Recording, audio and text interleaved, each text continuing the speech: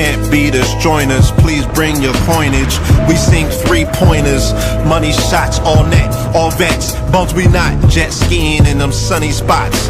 With women edible like gummy drops. Dummy stop, dummy stop. No weapon form can intercept the storm. Once my intellect is on, I'm projecting on magnetic fields and interact with blacks with athletic bills.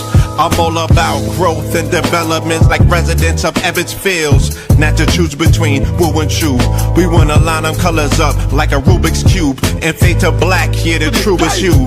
When you say the black man is God, who you alluded to? The usual, Clarence 13X, a worthy guess. The words expressed come from the word in flesh. Elijah M, the NOI versus Leviathan. Messiah sent from the heavenly branches. 7 P's from since G-Dub cut down the cherry tree. In the wilderness of North America, and we flossing death and forced aggression, or forced perception, forced protection, or forced confessions. It's all a lesson. The sorcerers from Corsica, killer tonics, sticks and drums like the Philharmonic Orchestra. You niggas still playing harmonicas from officers. Fabric softener, jive turkeys popping 5 perkies, playing with keys, the Scotch storage type. For that soft right, we could've caught life, just being forthright. First class on my 4th flight, popping out like Fortnite. Every night we lit like Porsche lights. The meek shall inherit the earth, oh yeah, the scorched type. And these niggas, they some hoes in these streets. Me, I'm 10 toes in these streets. They lost they souls, niggas got holes in they feet.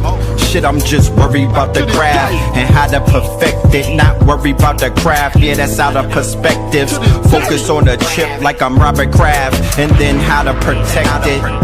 It's the waves of the oceans. Get to the money, nigga, save your emotion. Descendant of the slaves in the graves in the oceans. Mastermind that the waves is in motions. These niggas, they addicted to the folly, addicted to that molly, making me a movie, them sticks made of holly. I'm Dr. Manhattan, sitting on top of Manhattan. When I get all 5 rings, snap my fingers and pop up on satin. Dressed in all black, yeah, drop top the Phantom. Blessed.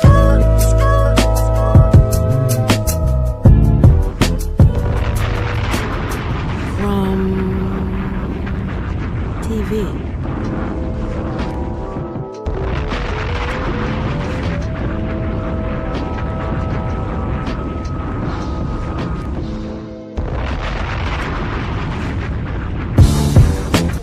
Can't beat us, join us, please bring your coinage. We sink three-pointers, money shots, all net, all vets. Bumps we not, jet skiing in them sunny spots. With women edible like gummy drops. Dummy stop, dummy stop. No weapon form can intercept the storm. Once my intellect is on, I'm projecting on magnetic fields and interact with blacks with athletic bills. I'm all about growth and development like residents of Ebbets Fields. Not to choose between woo and chew. We wanna line them colors up like a Rubik's Cube and fade to black, yeah, the truest hue. When you say the black man is God, who you alluded to? The usual, Clarence 13X, a worthy guess. The words expressed come from the word in flesh. Elijah M, the NOI versus Leviathan. Messiah sent from the heavenly branches. 7 P's from since G-Dub cut down the cherry tree. In the wilderness of North America, and we flossing death and forced aggression, or forced perception, forced protection, or forced confessions. It's all a lesson. The sorcerers from Corsica, killer tonics, sticks and drums like the Philharmonic Orchestra. You niggas still playing harmonicas from officers. Fabric softener, jive turkeys popping 5 perkies, playing with keys, the Scotch storage type. For that soft right, we could've caught life, just being forthright. First class on my 4th flight, popping out like Fortnite. Every night we lit like Porsche lights. The meek shall inherit the earth, oh yeah, the scorched type. And these niggas, they some hoes in these streets. Me, I'm 10 toes in these streets. They lost their souls, niggas got holes in their feet. Shit, I'm just worried about the craft and how to perfect it. Not worried about the craft, yeah, that's out of perspectives. Focus on the chip like I'm Robert Kraft, and then how to protect it. It's the waves of the oceans. Get to the money, nigga, save your emotion. Descendant of the slaves in the graves in the oceans. Mastermind that the waves is in motions. These niggas, they addicted to the folly, addicted to that molly. Making me a movie, them sticks made of holly. I'm Dr. Manhattan, sitting on top of Manhattan. When I get all 5 rings, snap my fingers and pop up on satin. Dressed in all black, yeah, drop top the Phantom. Bless.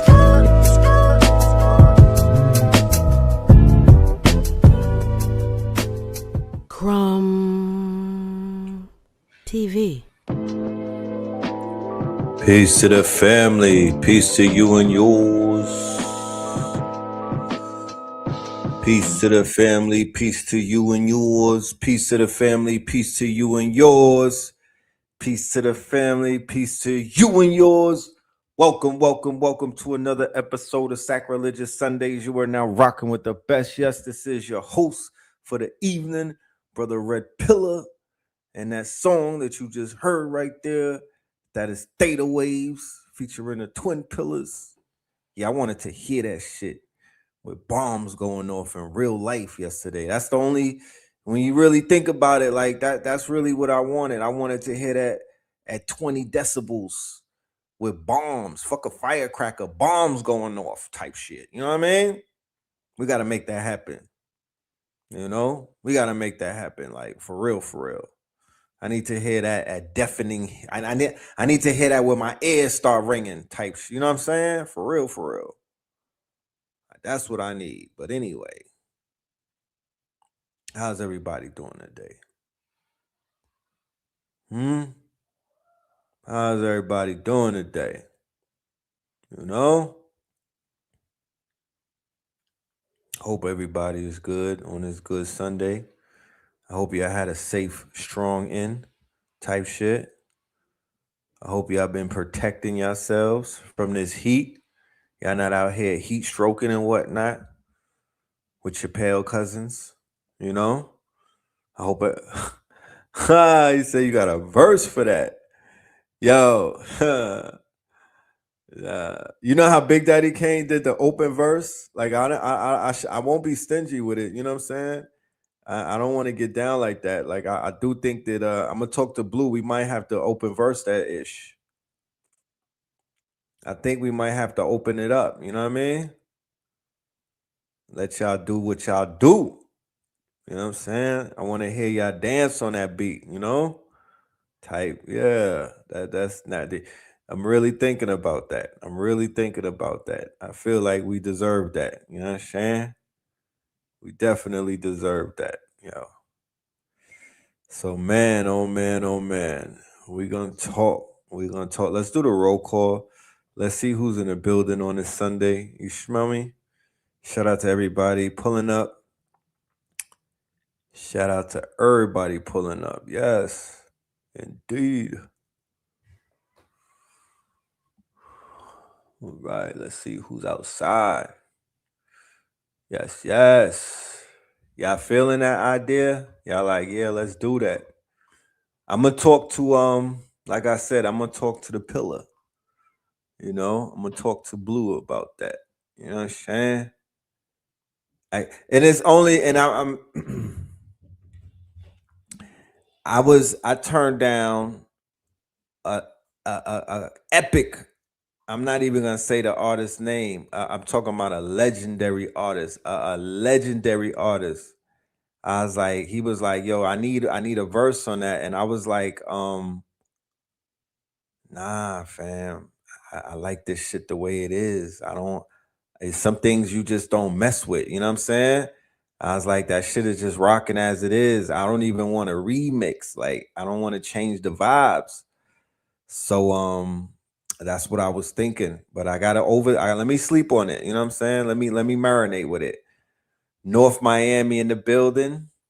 We got East Chicago to Minnesota. Okay.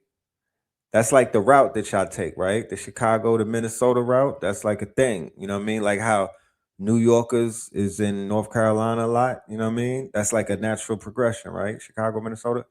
Kansas City in the building. We got Detroit in the building. You understand? Naptown in the building.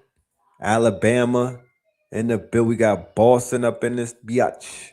Portland, Manhattan, Kansas, KCMO up in here, Jersey. We got Iowa. We got Jackson, Duval, Michigan up in Michigan. The Gas House up in there. Somebody said Nas. Nah, I ain't turning Nas down, bro. I'm not turning Nas down. If Nas, listen, if Nas reach out, we gonna have a damn if Nas reach out, we are going to have a EP in the works. We ain't just doing one song. If he even come to the if some pull up to the studio, I'm locking the door until we get 5 songs, and that shit is getting pressed up in like 2 weeks. I was listening to it's 30 years since he dropped It Was Written, and I was vibing to that. You feel me? And I was like, yo, this is part of my DNA. You know what I mean? Like when you listen to those classics, it reminds you how much impact. You know, we so arrogant these days. We be feeling ourselves, but it's like, nah. A lot of these artists, they were a part of our at least mine. I'm not talking for, I can't speak for everybody, but he's a part of my childhood and whatnot. So we got Kentucky in the building, South Miami in the building, Greensboro in the building, Charleston in the building, Oak Cliff in the building, Dallas in the building, Lexington in the building, DMV in the building, Atlanta in the building, Canada in the building, North Alabama in the building, Charlotte in the building, St. Louis.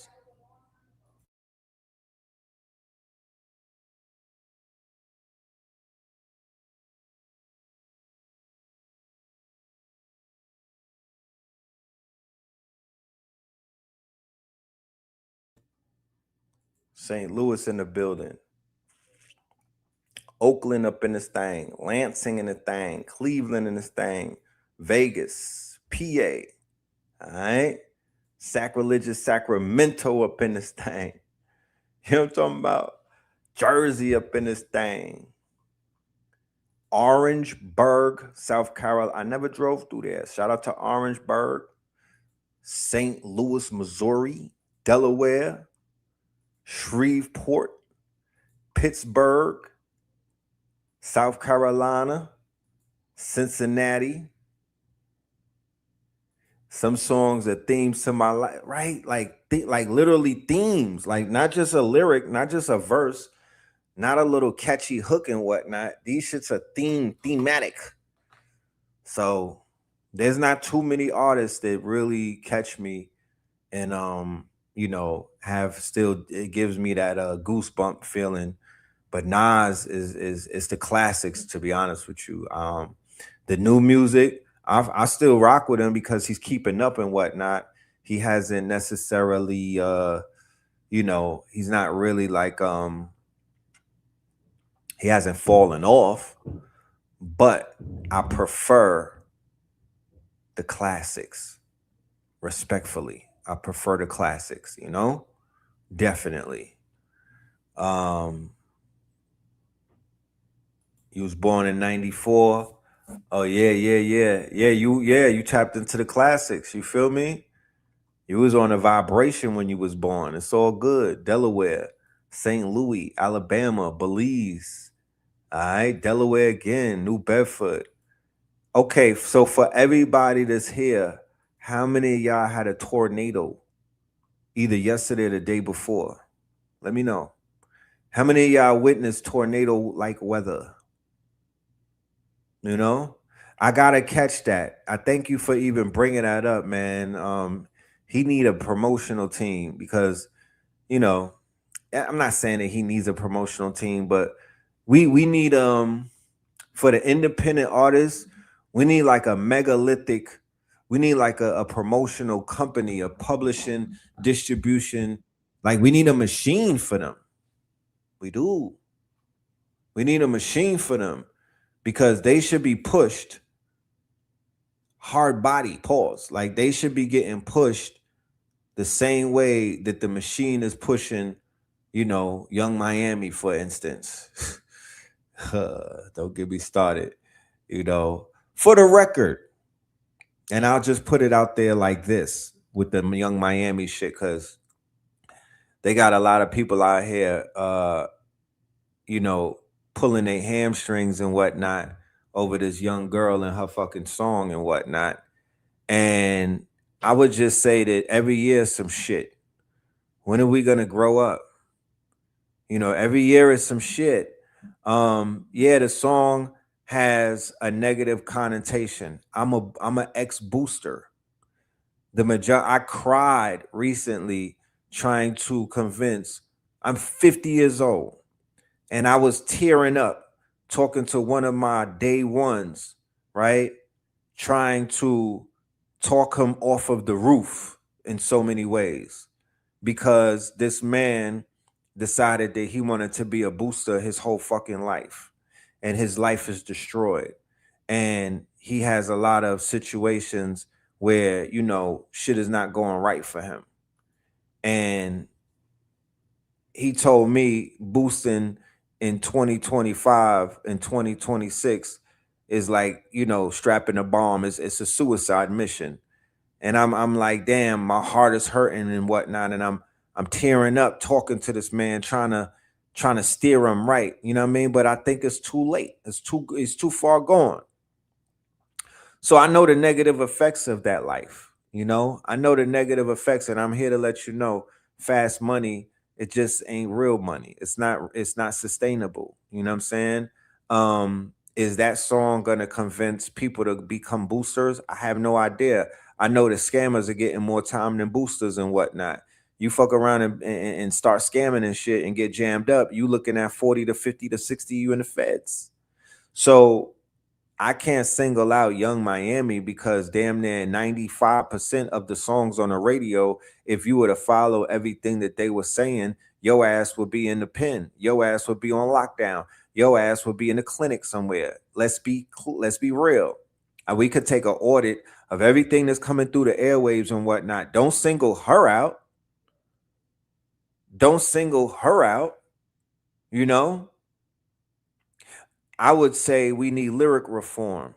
I would say, where the fuck is Rock? Where the fuck is all of these artists who we supposed to have pedestaled? You know what I mean? Where are they at? Where's the God Hop movement?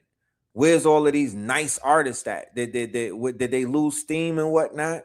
Why did nobody fund their movement?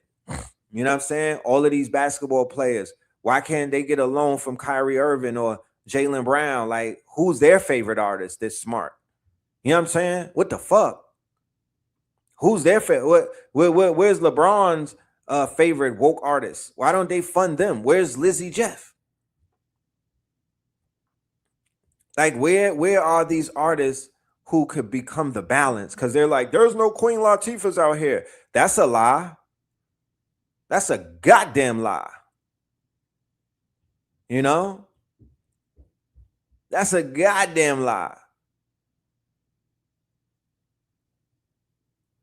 Where they at?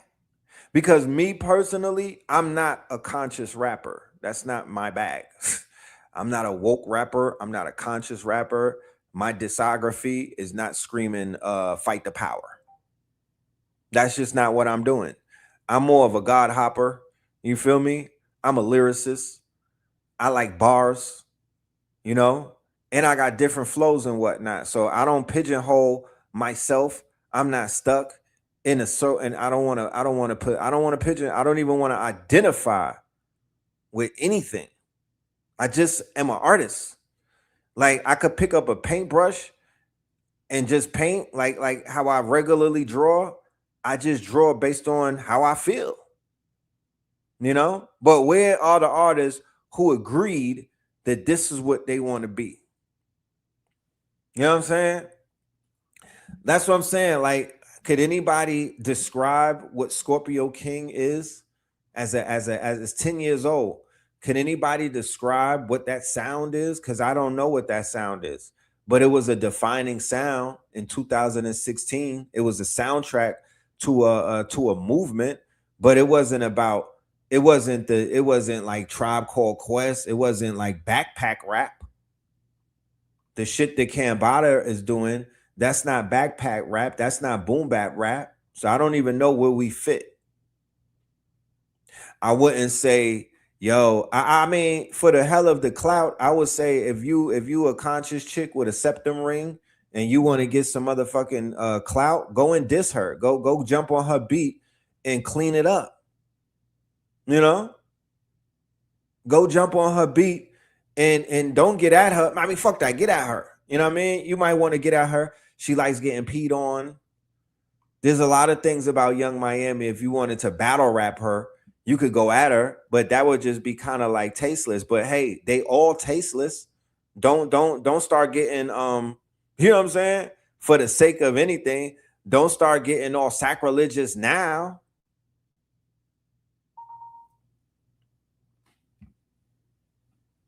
You know, hip hop is a gladiator sport or something. But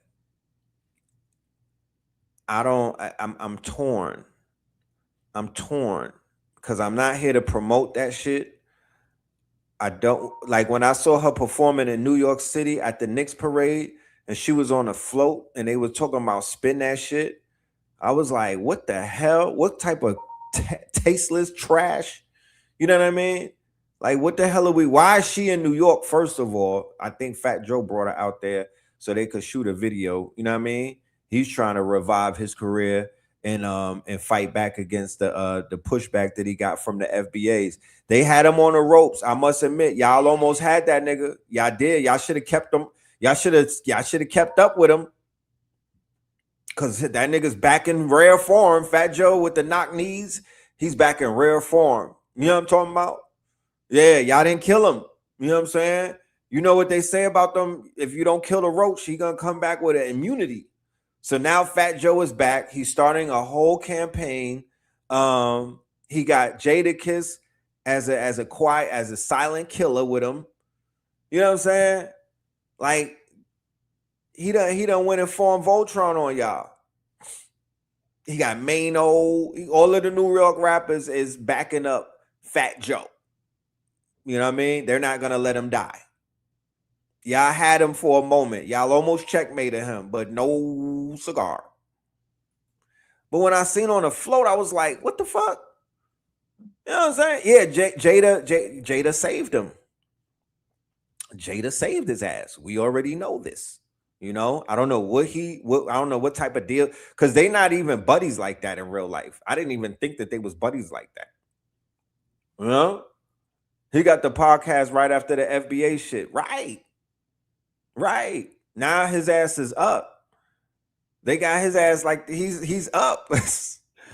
You know what I'm talking about? He's up. The show is not that bad. I don't really watch it and whatnot, but the nigga's up. You know what I'm saying? You know what I mean? And he's trying to frame. He's sitting up there with his, you know what I mean? Telling mad stories, embellishing the shit out of everything. You know how he go. If according to him, he was there with George Washington and them. He was there. He was chilling when they signed the Declaration of Independence. Him and Big Pun. You know? So it's like everything has its place. And you know, we the aunties and the uncles and shit like that. So anytime we try to rate something, or anytime we try to, you know, speak unfavorably about something, oh, you are old man, you know, all of that, they try to age shame you. Nigga, I don't give a fuck. You know, the song is catchy. It is catchy. They got a little dance to go with it and all of that. She looks good. I seen her in New York. I mean, I guess it's the surgery or whatever. I would be a hater to be like, damn, she looked tired and everything. She's washed and all of that. No, she relaxed a little bit. You know what I'm saying? She was in the gym and then she popped back out. You know what I'm saying? I guess that helps a little bit. You know what I mean? I guess it helps. I'm just being honest. I'm not trying to. I would be a hater if I was to say, "Oh, she looks bad and she's horrible." Nigga, to the standards of Instagram and all of this stupid shit, she's not a bad look. But we know all of the things. But and now it's like they bringing up she likes getting peed on. She's a golden shower advocate and all of these. She's a freak out of Florida. Give me a 1 in the chat if being a freak in Florida is like how peanut butter and jelly go together. Just put a 1 in the chat if being freaky in Florida goes together like peanut butter and jelly. Because she ain't start that shit. I used to live in Miami. She did not start it. She's a city girl. And she started this whole trend of city girl ratchetness. You know what I mean? It is still fire bun pun her. You know what I'm talking about? It is still fire bun.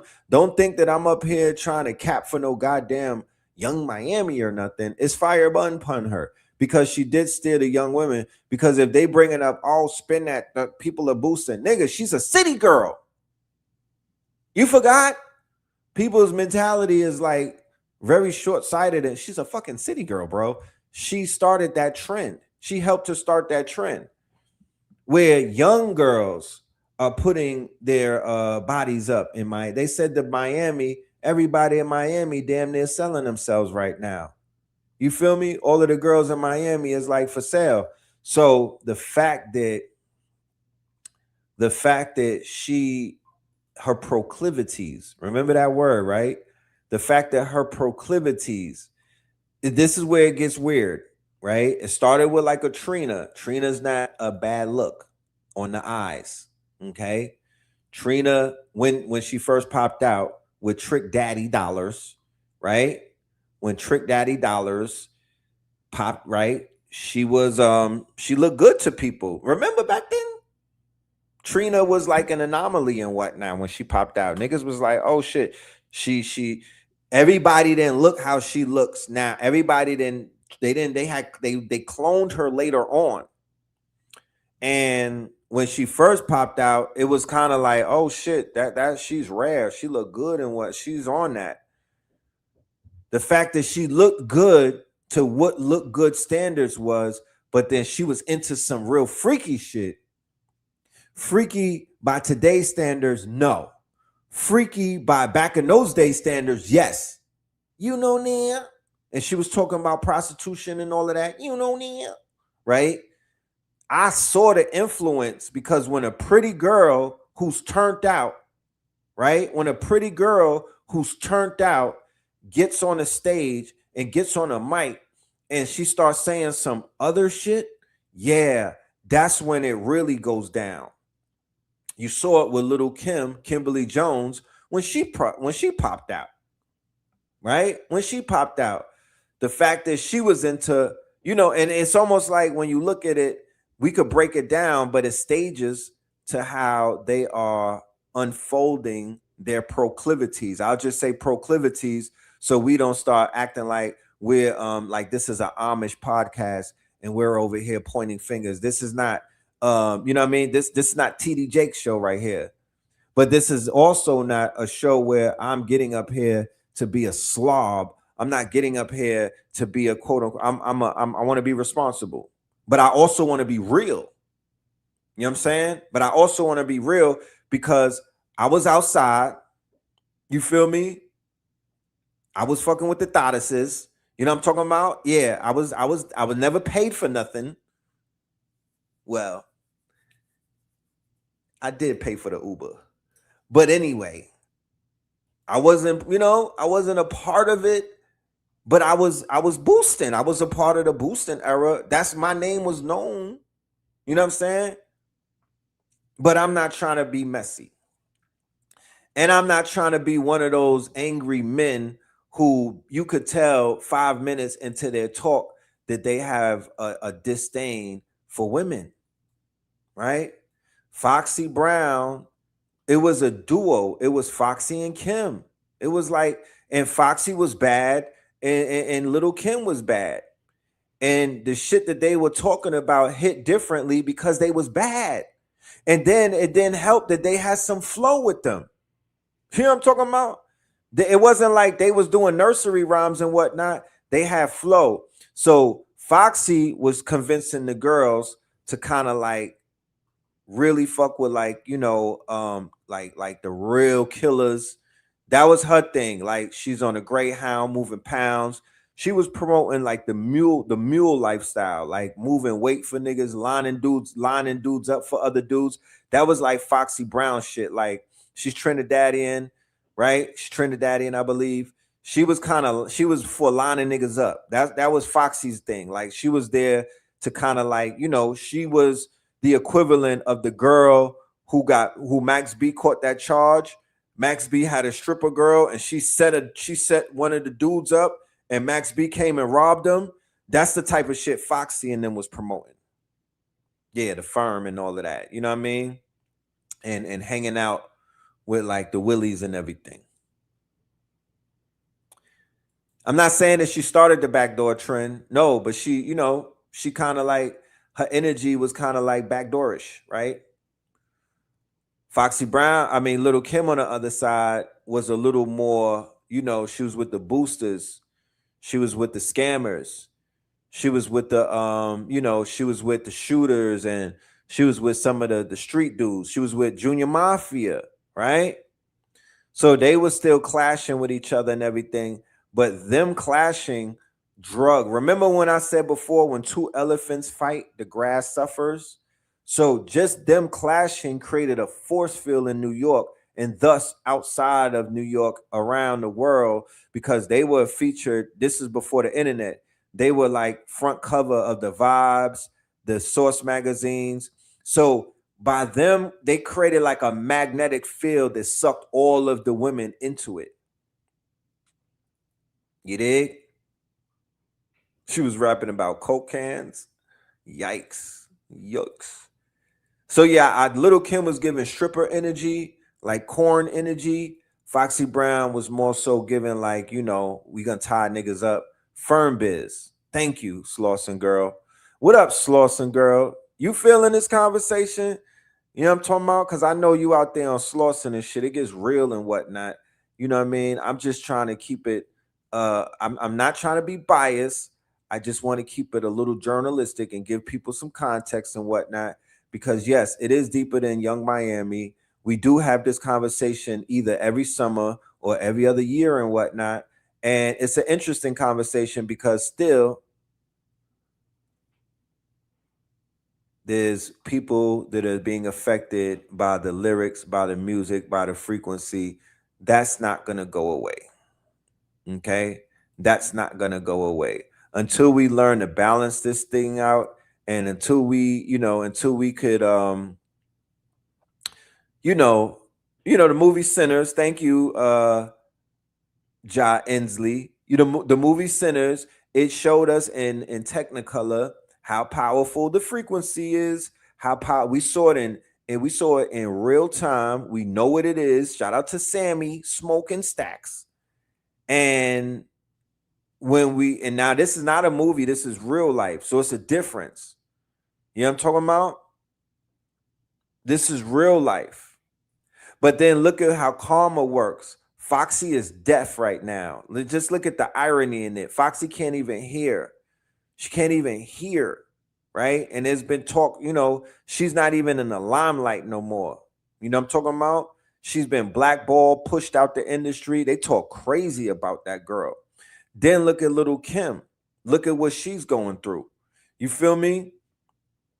And I'm not saying nothing crazy about her, but I'm like, fam, if you hold the poster up of the original Kimberly Jones and then you look at who we looking at now, it's like, damn, look at what Karma did.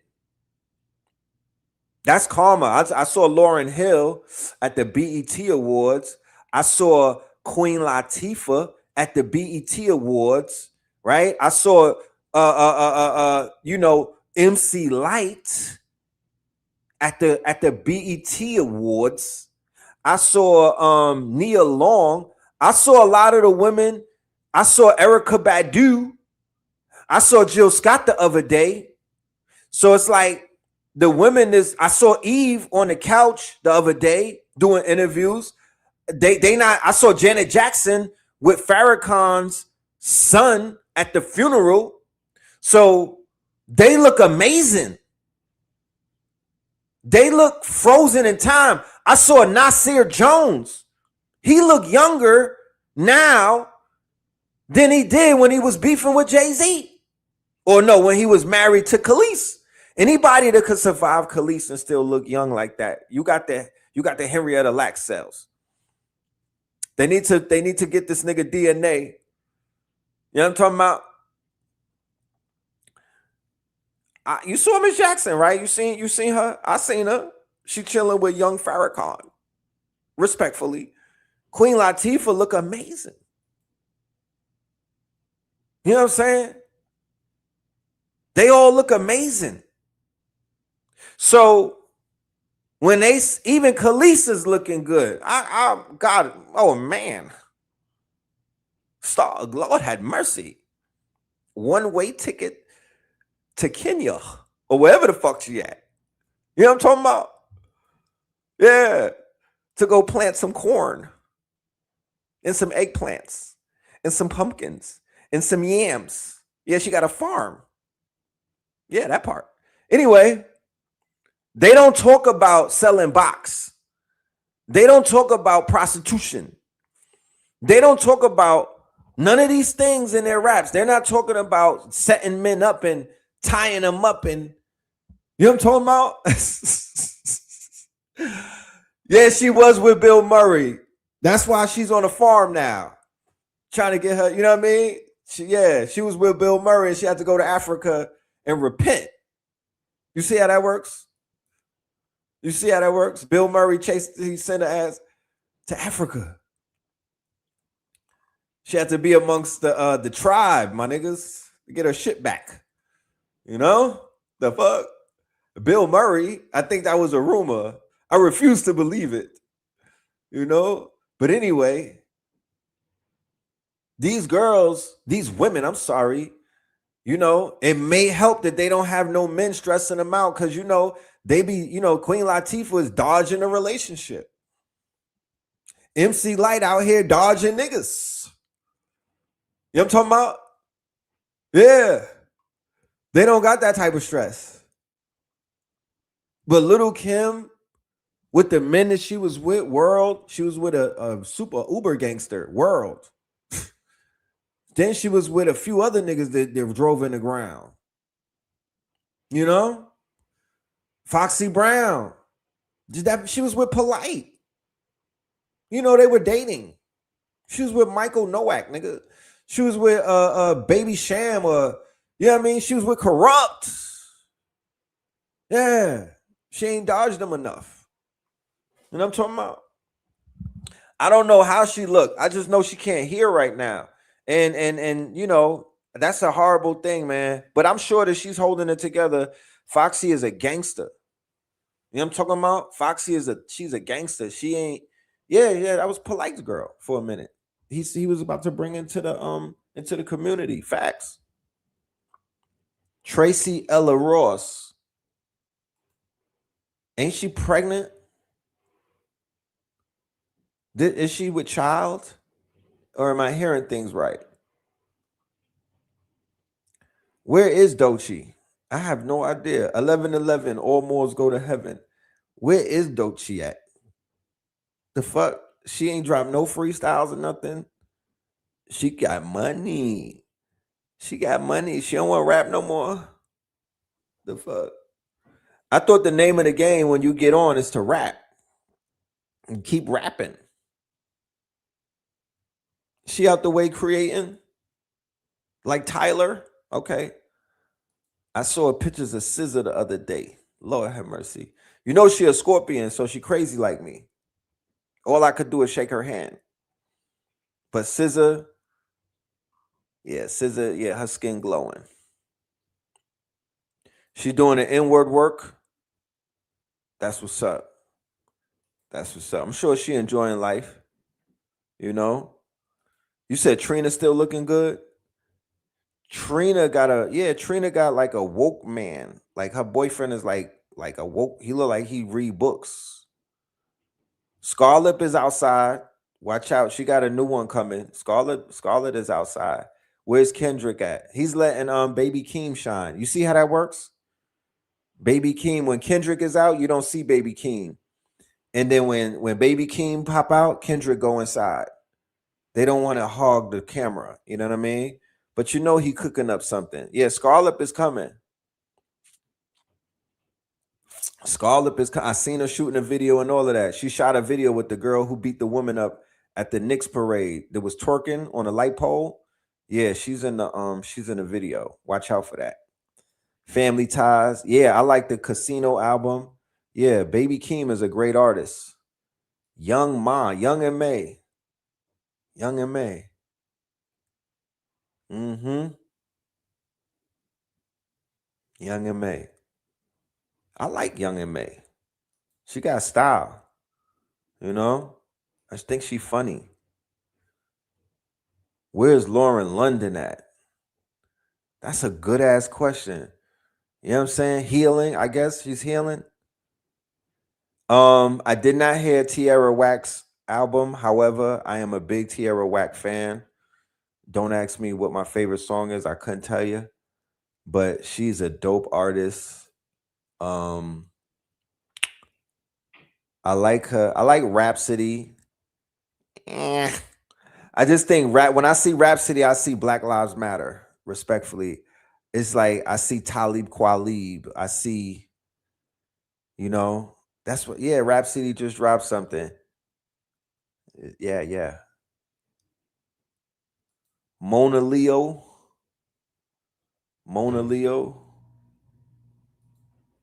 Yeah. Nah. I ain't doing that to her. Rhapsody is fire. She got bars. She do. She does. I do. I won't do that. Rhapsody is fire. I'm just saying, she just reminds me of the woke. You know? It's just woke. And who is this? Mona Leo. She got bars. I heard some of her stuff. Yep. Damn, England beat them. Damn, son. You trolling me? Or is that real? What's up with all of these white folks winning in soccer, man? Y'all, listen. In 4 more years, I'm putting everybody on notice. Listen. My African brothers, you've been eating the jollof rice. You didn't tell us about football. I don't know why, but we have it from here. You sit down and eat your jollof and do what you do, but it's time for the American blacks to take over. Yeah, 4 more years. Soccer, we are taking soccer back. This is no longer your sport. Yeah, all you niggas from the Caribbean and everything. I remember back in the days, we used to fight y'all. We take over. We used to, like back in the days, we would fight the Haitians and the Jamaicans, and they would go right for your shins. Dead ass. They would never box. They was always kicking niggas. If anybody used to get busy in high school and beat up on the Caribbean dudes and y'all know what I'm talking about. They would go right for your shin cap. They would go for your kneecaps and your shin. Now that I'm looking at the World Cup, I understand what it was. Y'all niggas is some soccer player ass niggas. Y'all like to kick. Yeah, they kick it. Yeah, kick push ass nigga. Yeah, they go right for your shin. That's what it was. Y'all was trying to be Messi and all of that. But we didn't know. We had no idea. But let me tell you something. Football. Let me tell you something about niggas with the Henrietta Lack genes. We adapt. There's some niggas in the projects right now looking at all of that weak ass shit that y'all be on the field doing, saying, why are they not doing windmill kicks? You got to understand how we think. I don't think people understand how we think. We not looking at the stuff that they doing as fire. Like, it's okay, but it's niggas in the PJs, it's niggas in NYCHA right now, it's niggas in public housing in a court somewhere. You know what I'm saying? This like, yo, they eating ramen noodles and they like, man, I could do that shit with my eyes closed. Facts. And in 4 more years, y'all are gonna see some shit that you never saw before. Facts. They're gonna turn this shit into the Harlem Globetrotters. Dead ass. You know what I'm saying? I promise you. I'm plugged in. I'm plugged in. You know what I'm saying? I already know what it is. I know what it is. For all of them years, we used to walk past the playground and the Jamaicans was out there mad deep drinking the Guinness Stout, having the football matches. We ain't pay that shit no mind. Now we are competing with y'all. Facts. We are in the fucking building with y'all. And then we found out how much is paying. And then we found out that the women from Cape Verde and Brazil is on that. They like that. Yeah, nigga, guess what? Yeah, we about to adapt and take that shit over. Respectfully, y'all had it and y'all didn't do what you were supposed to do. Y'all was getting shut down. Y'all letting the fucking Nordics and the Vikings pack you up. Yeah, we gonna take over from here. Okay, yeah. All of the red stripes that was drunk over the years and the Guinness Stouts, and y'all out here losing to fucking Vikings, nigga. Yeah, it's okay. It's all right. Respectfully, we got it from here. Y'all not about to be hosting shit in America and getting packed up. You know what I'm talking about? We got this shit. I promise you. Mark my word. What's today's date? Yeah. Freeze this shit and bring it back in 4 years, and you'll be like, damn, I remember Red said that. Niggas is gonna go full Carmelo Anthony, Jalen Brunson on the soccer ball. Dead ass. You know what I'm saying? Because we want to be rated. We didn't know that the women went crazy for shit like that. We just saw Jamaicans drinking Red Stripe playing soccer. We didn't know it was attached to baddies. The fuck? We had no idea. We had no idea that the whole world go crazy like that. But we on it. Y'all better watch out. Y'all had y'all fun. Watch out. Don't hate on the guys. But the guys are coming. Yes, while doing the Millie Rock. You know what I'm talking about? While doing the Millie Rock. Yeah, thank you, I Show Speed. He helped out. You know what I'm saying? He definitely helped out, but we got it from here. That nigga from France is a beast. Son from Spain is a beast. You know what I mean? Yamil, yeah, he's a problem. His foot play is crazy. But you're going to tell niggas from Memphis, you're going to tell niggas with foot play from Chicago, you're going to tell niggas who be doing them dances that they can't play soccer? Nah, y'all about to see something. Dead respectfully. Yeah, hold my Joloff, nigga. Yeah, hold my Joloff. Let me get that. You know what I'm saying? Yeah, let me get that. The hell? He said soul gold. They be out there with their Jerry curl juice flying. You know what I'm saying? With the soul. Yeah, I Show Speed. He definitely tried to tell us. They wasn't listening. He did try to put us on. He tried to put us on. We were sleeping. But we are some believers now, my G. We are some believers. We understand. We understand. And think about it. It's like the scene in Belly where Tommy Buns, when Lennox told Tommy Buns to come to Jamaica and knock off the Big Willie, right? The nigga with the feathers in his hair. Beg for $1, beg for $1. In Tommy Buns' mind, he was like, I don't know who this dude is. Y'all in Jamaica scared about the nigga, but I don't know. He's just another op to me, right? And then he went over there. He didn't care about none of the propaganda. Beg for $1, and body them. That's the same thing how we see soccer. We don't know about none of that other shit. We don't care. Don't tell us about that. All we know is we got to put that ball in that big ass goal. Nigga, that's not even a basketball rim. You see how big that shit is? That net, man, listen. You damn right. Sham God on the soccer field, nigga. AI on the soccer field. Allen Iverson, nigga. Not artificial. Yeah, nigga, Allen on the Bubba Chuck on the soccer field.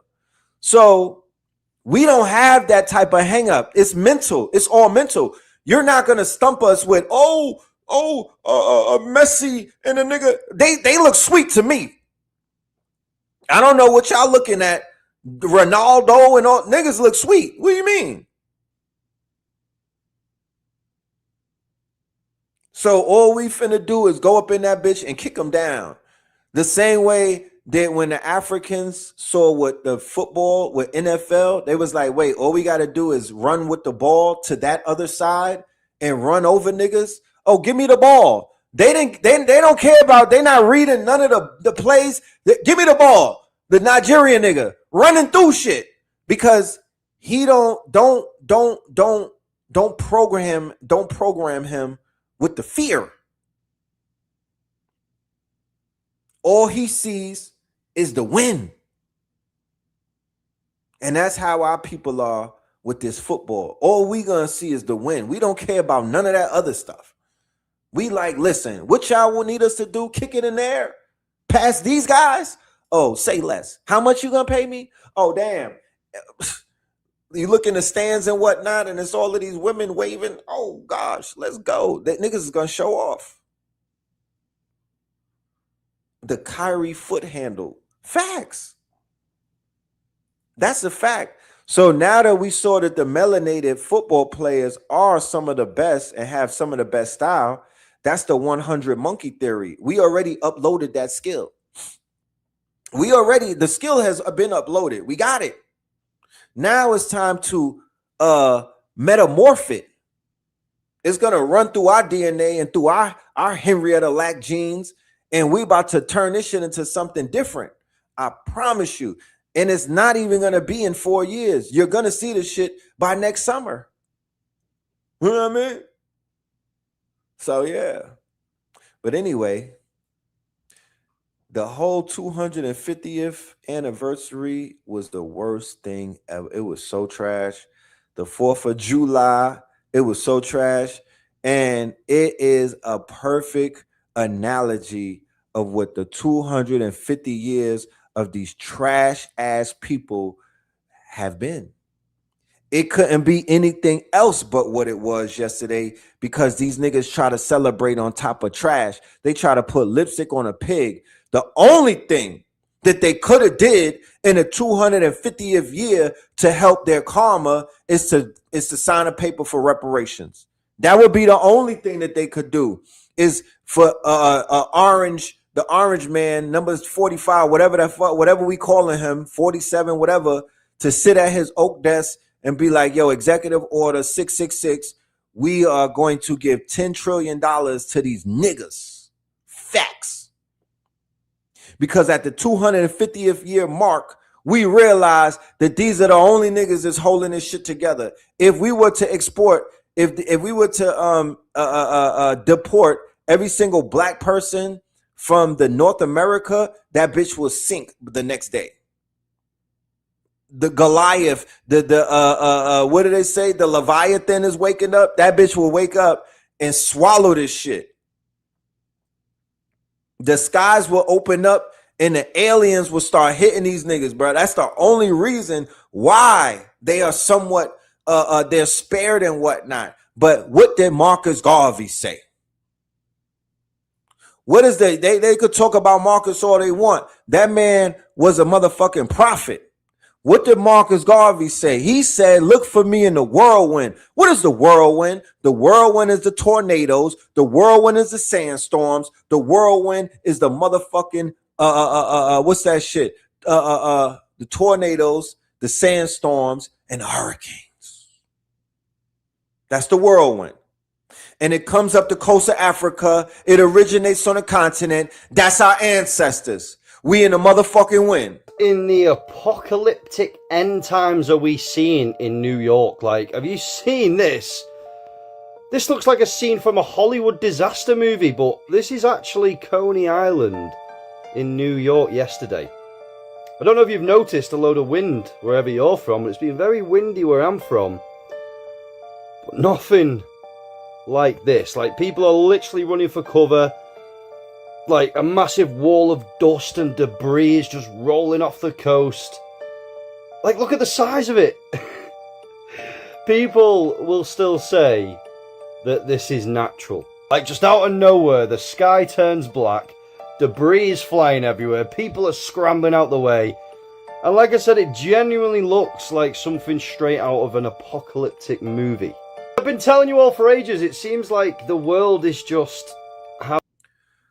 June 8th, every year, if anybody's in New York and you're in the spiritual community, the Ifa community, June 7th or June 8th, for every year, they go in all white to Coney Island and they do the ritual to the ancestors on Brighton Beach. How many people have ever been there? Right before a Doom Day, which is in Philadelphia every year, they go and they put offerings in the ocean, right? And then this happens, okay? This shit never happened in Coney Island's history, I don't think.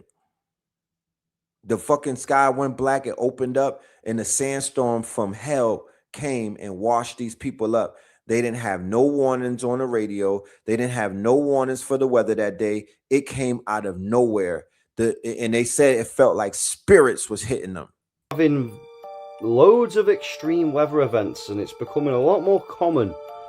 Like, I don't know about you, but it just feels like every week we're seeing another video from somewhere in the world that just makes you stop and think, hang on, like, does this look normal? Like, whether it's a storm, a flood, or a heat wave, or a wildfire, like, whatever it may be, they just seem to be getting more excessive every time. Like, apparently this is the new normal, you know, apparently this is just a normal weather event. But one thing's for sure, like, if you'd have shown me this 10 years ago, I'd have sworn that this is a disaster movie. In my opinion, it seems like Trump's showing off his new weaponry to the whole world, whilst the whole world's eyes are on America for the World Cup. Hey, you know, what do I know? I'm just a random crazy conspiracist, and I'm as fictional as a dinosaur, baby. The skies over New York City turned red last night. Bright red. Now, if you remember, the same thing happened a few days ago over Venezuela, right after they had 2 major earthquakes. Now, I'm not saying it's connected or something's going to happen in New York, but it's definitely strange. This is New York. This is New York City. Last night. This isn't some AI-made video. This is an actual real video of the city. This is posted all over the place.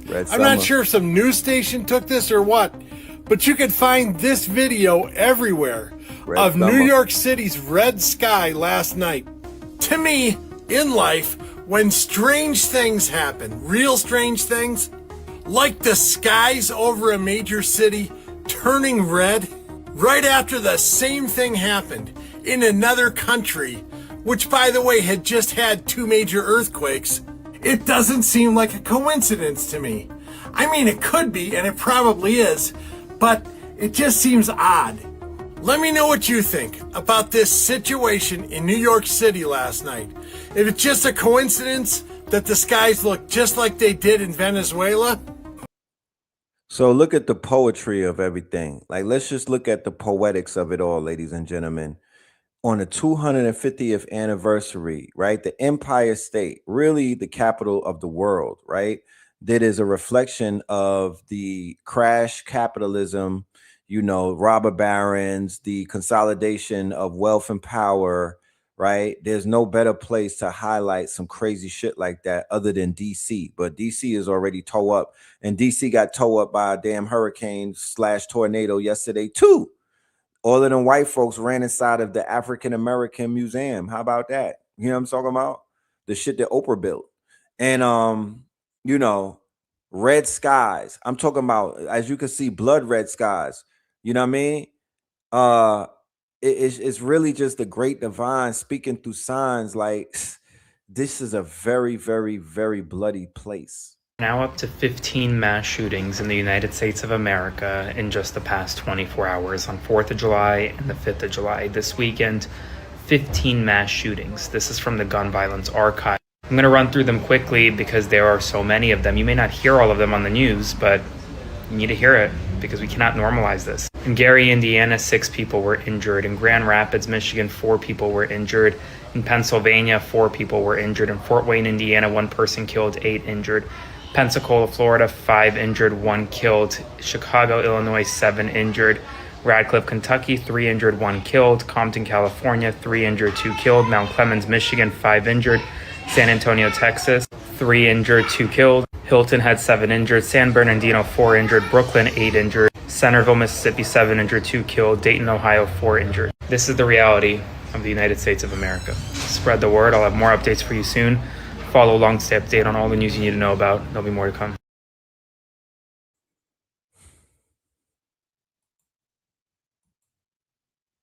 A bloody 4th of July. And it's an indicator, it's just a reflection of this nation and its 250 years. What are you celebrating? 250 nooses? 250 treaties that you broke? 250 lynchings?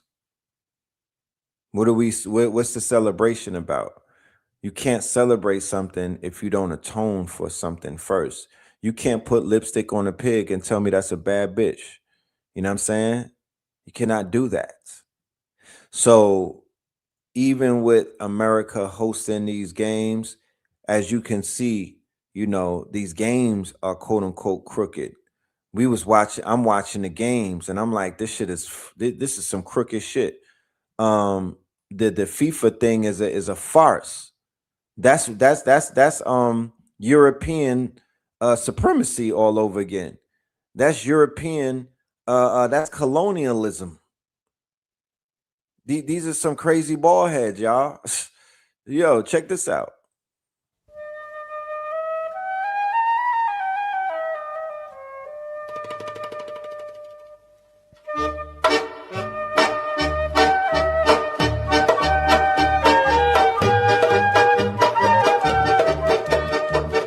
Let me turn that sound off. I don't know if that shit copywritten and whatnot. But clearly, right, there goes Messi at the wall, and there goes the president at the wall. They say he's related to Bibi, the president of Argentina. Don't cry for me, Argentina. Right? They was all grown up on Nazi sleds. Okay? So it's like they beating up on the players. They did that with France too. When France was playing one of them teams, they was just beating the shit out of them. I think it was Paraguay, right? They was wilding on my dude, you know, wild kicking him in the shin. You feel me?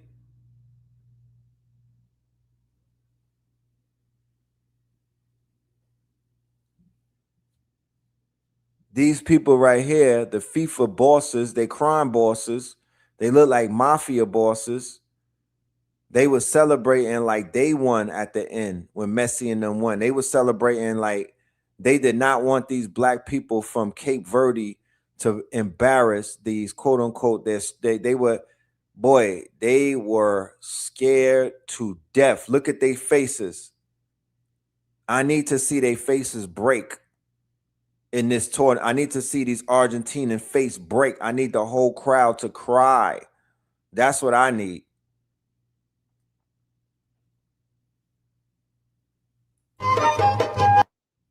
cheating their arses off. So it's like all of them. Remember, this is the Epstein class that we're looking at. All of them. Right? Every single one of them. Crooked. This is a system. Yeah, Dr. Frances Cress Welson's symbolism of the soccer of all of the ball sports, all of the sports dealing with the balls and whatnot. She broke all of that down. You know, this is a white ball, by the way. So they were cheating in front of the whole world. And this is what they always do. They cheat right in front of you. They do shit and tell you didn't see what we did. You was lying. You know what I mean? They gaslight. 250 years old. At the same time, the Justice Department flat out refused a federal judge's order to hand over the Epstein files. Here's what happened. Congress passed the Epstein File Transparency Act. The deadline was December 19th, and they were supposed to release everything. Judge Emmett Sullivan ruled that DOJ likely broke the law and ordered them to comply and release all the file. I have a full article on Substack with more context about this one. Link in bio, or you can visit grumpychineseguy.com. Thank you for all the support. I really appreciate it. The DOJ's answer was this. They strongly disagree and they want 60 more days, either accepting their reasoning or drop it. They say they reviewed 6 million pages. 6 million pages. There are redacted emails that were not unredacted, such as emails about torture videos about girls as young as 14. What are they trying to hide? Who's on that other end of the files? Also, the DOJ also claimed that they lost the 2007 draft indictment, the page that lists 4 conspirators. They lost 1 page. With all the delays from the DOJ, their reason is protecting the victims. It's all just excuse. They just want to protect the powerful, you know. Those are the people actually getting protected with all the delays. By the way, I'm still waiting for Congressman Thomas Massey to read all the names out loud on the floor of the Congress.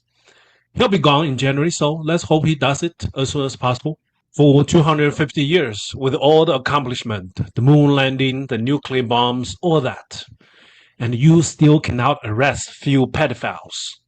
The swamp is deep, guys. All right, take care. All right, take care. Let's go.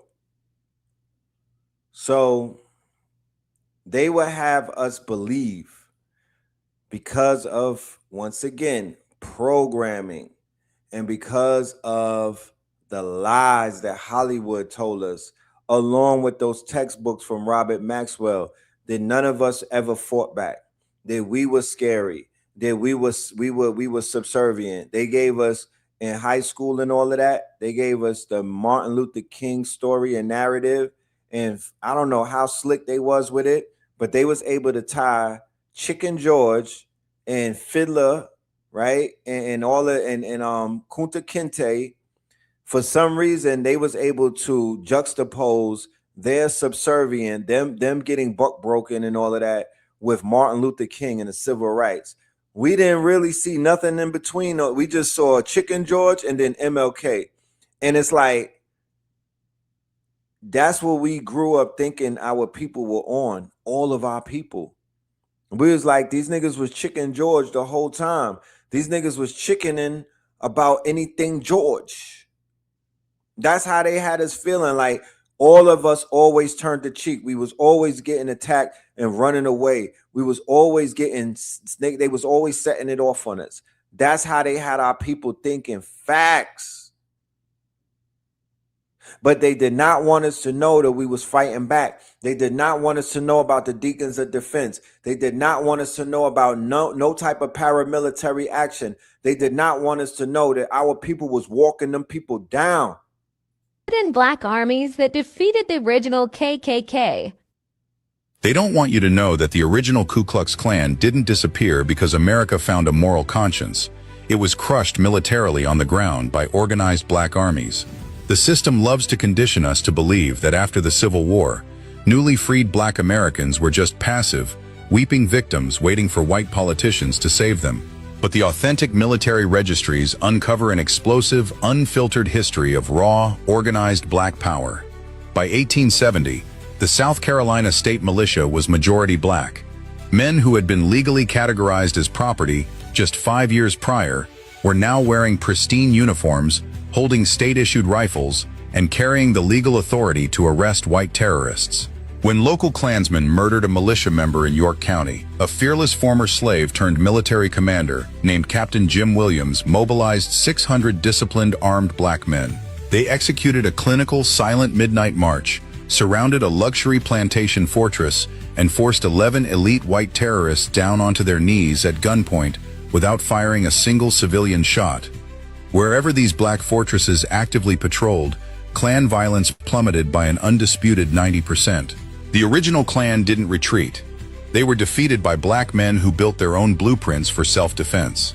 If you believe this hidden history of raw resistance needs to be taught in every school, hit that like button, share this truth, and follow for more history they tried to bury in the shadows. So with all of these stories that have been coming out, and everybody, you know the power of the AI, it's time that those stories are told by people who have no strings attached to them. That could not happen years ago. That could only happen now. The fact that we probably didn't see that shit 20 and 10 and whatever, it was very difficult for distribution. It was very difficult to get funding. It was very difficult to basically get inside of a studio and get your thing screened. Now all of that shit is obliterated. We got to get on the movies. I just had a session today with Original Black God on Summer School. I don't know if y'all know that we do 2 or 3 hours every day inside of our school community, where we have our alumni, our students from Imaginarium, 72 Claws, and the Get Money / Get Bill community. And we basically build in real time. Some of my alumni is dangerous with it. I'm talking about scary with it. They building video games. The vision of fantasy complex industry has come to life. They doing cartoons, video games. We got animators. We got short films and everything. So Original Black God was in the building with us for about 2 hours today, breaking that shit all the way down, giving us high level sauce, super duper sauce, right? And I'm like, yo, I'm telling the KTLians, and I'm like, yo, we need to fund Original Black God, and we need to put his stuff in theaters. Like, what are we waiting for? And then I went on a super duper rant about how this community, not just this community, the financial community, right? All of them dudes, the community of people that say that they got 800 credit. You know what I mean? The financial community that we balling. All of them is fake. Not that they're fake. They just don't have, if they have financial education, they don't have cultural education. They don't know what it takes to get this shit done. Because if they did, they would be having movies in the theaters right now. They would be funding shit. They would be the executive producers on some groundbreaking films. I don't give a fuck what level of woke you're at, my nigga. I don't care what level of woke you're at. If you don't know what it takes to turn this shit around, if you don't know what it takes to change things other than changing clothes, nigga, y'all are running around wearing, you know what I mean? I don't even want to get into it because I could go off the deep end on these guys and the gals. Where's the gals with the 800 credit? Where's the grant writers at? What are y'all doing? What do y'all do when y'all get y'all grants? What are y'all building? What are y'all making? Like, what are you disrupting? What are you disrupting? Because I don't see a damn thing happening. I don't see nothing happening. I see the grassroots doing what they always been doing, carrying 44 million people on their fucking shoulders. That's what I keep seeing. I see the grassroots growing like weeds, right? And strangling these and strangling the dandelions of white fragility. I don't see nothing else. Nobody is putting in no pain. Nobody is making no change. Nobody is they out there throwing everything at the Louis Vuitton store, nigga. They throwing everything at the Porsche dealership. They throwing everything at Dr. Miami, nigga. That's all they doing. They getting BBLs and CDLs. Nothing else. It's a farce. It's a false. It's not real. They wasting my time. I'm going to Invest Fest and calling all them niggas out.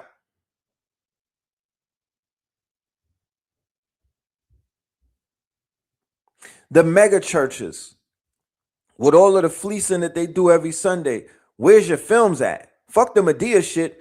Where's your films? At least telling the story about the deacons of defense. We not asking you to give us Kunta Kinte, comes to Manhattan and shit like that.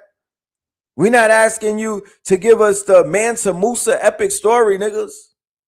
But you should at least do the Mansa Musa if y'all running around acting like you got it like that. And y'all, all of this new money. Where's the Mansa Musa movie at? God damn it.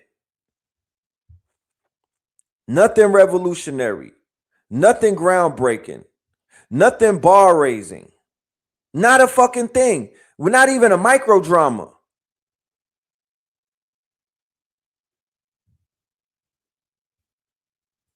The Deacons of Defense was already made. It stars Forrest Whitaker. Okay. You know how many times they made a bunch of shit? You know what I mean? We on power number 6, my nigga. We on power number 6. They got like 10 movies about Rich Porter, my nigga. We need different Deacons of Defense. Put the YNs in the movie. We need a Deacons of Defense with Pooh Shiesty and them niggas. You know what I'm saying? We need a Deacon of Defense.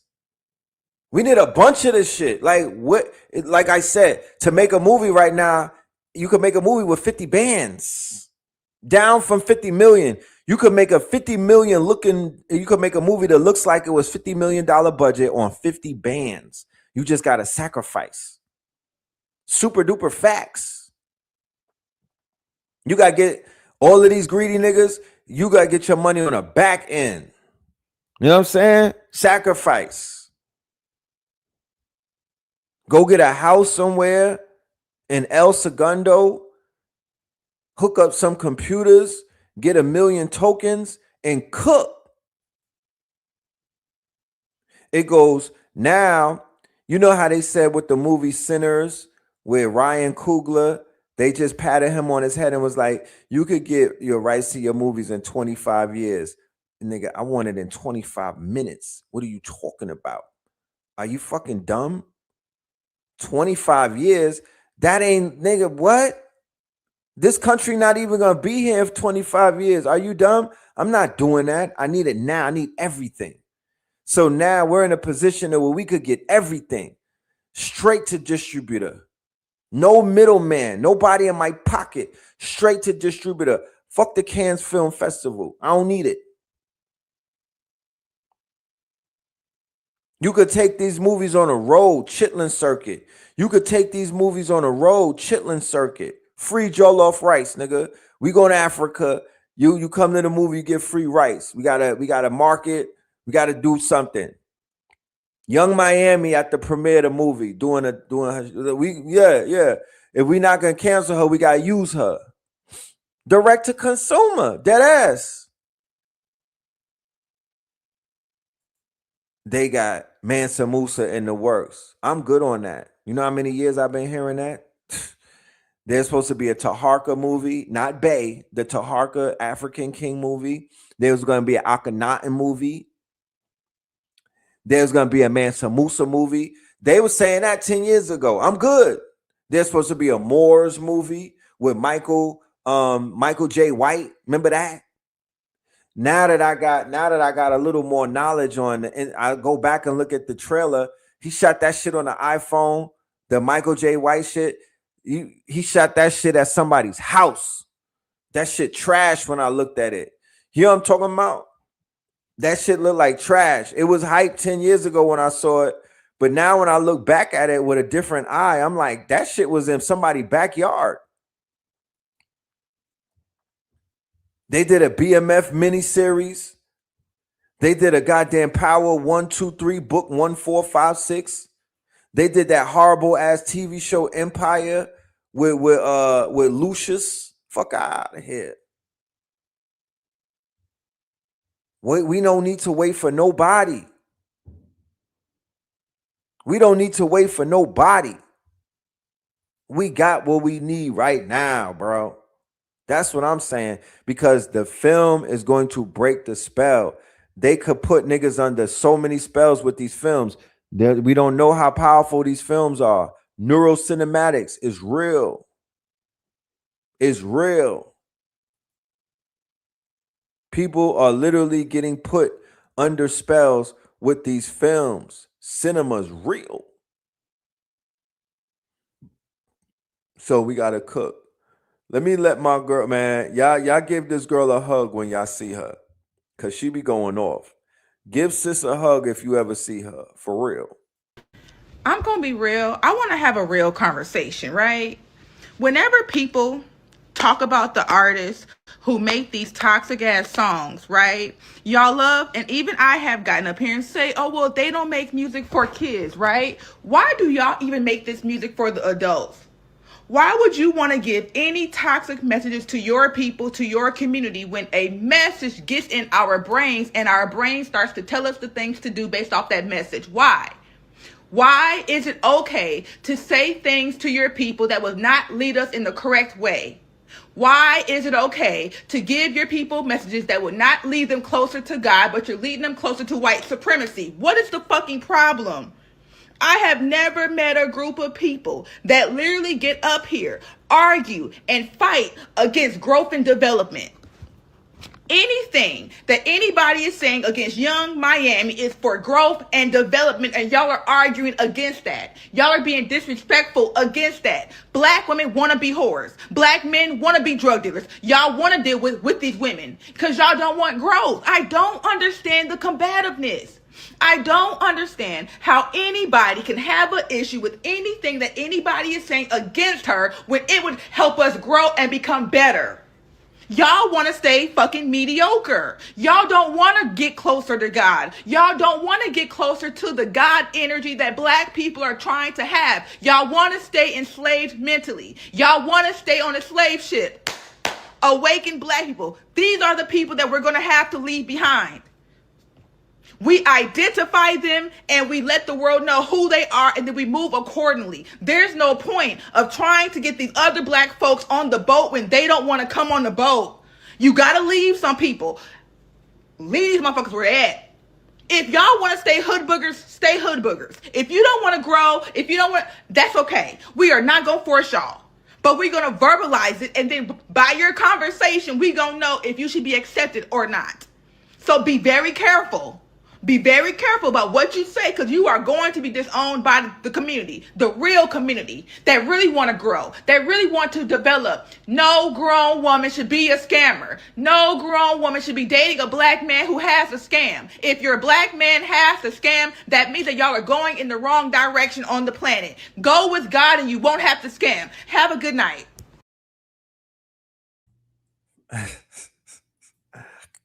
I love my sis. She's so passionate.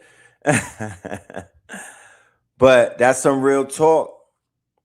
Why mediocre? Why settle in mediocrity? Do you know how retarded you look dancing to that song around anybody with some type of class? Do you know how mediocre we look when that song comes on and niggas start twerking in a restaurant around people? Do you know how mediocre we don't look? Like, fuck having fun. That's not just fun. That's buffoonery at some point.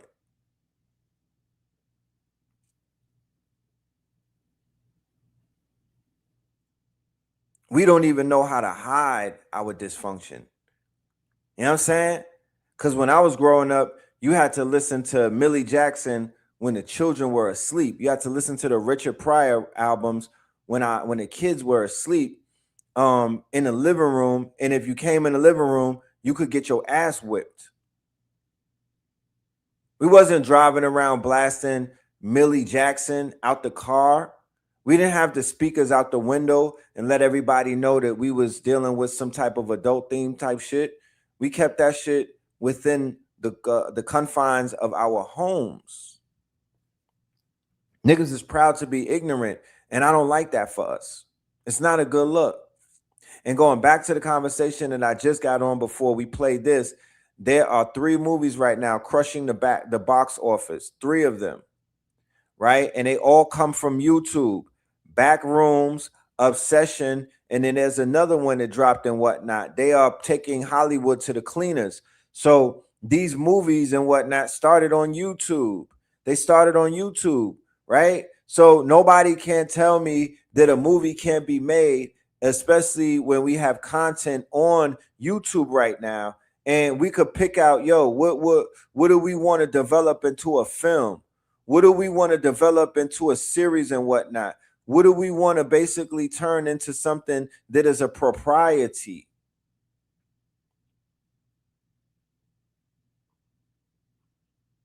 When are we going to get this shit together? It is a endless, I promise you, it's a sad ass loop going on. It's a fucking loop. It's a Groundhog Day. It's a loop. We are looping. We're not breaking the loop. Too many people is comfortable in their niggatry. They're not breaking the loop. They play woke. They play deep and everything. And the minute this show go off, they back to being knuckle draggers or hood boogers, like she said. We're not catering to that frequency. You know what I'm saying? You could still be funny. You could still be witty. You could still be in your bag. You could still get fly and not be a knuckle dragger and not be a hood booger and not basically be a fucking a buffoon and whatnot. You could do all of these things and still be a sophisticated savage. These niggas is wearing tuxedos to go and listen to Young Jeezy.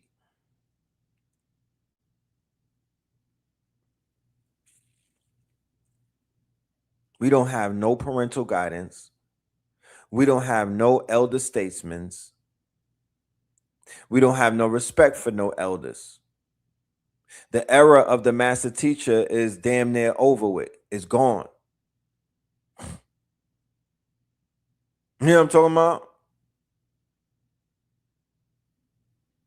The era of the master teachers is damn near gone. It's on his last legs. There's just a few Mohicans left. And nobody can tell these young kids a goddamn thing. Because the hate you gave little infants fucks everyone. I was watching an interview last night. I don't know how I came across it, but I like Big Bank, right? Because I used to live in Atlanta in 2012, and we had a business on Edgewood, right? Not where we was at with the bookstore. I had a business on Edgewood. I didn't have it. One of my friends who died recently, he had a business, right? And we were on Edgewood, right? Before they had the trolley and everything, before Edgewood turned into like a party thing. This really 2011. So I remember who the hell Big Bank was, because Boulevard was right down the block. You understand?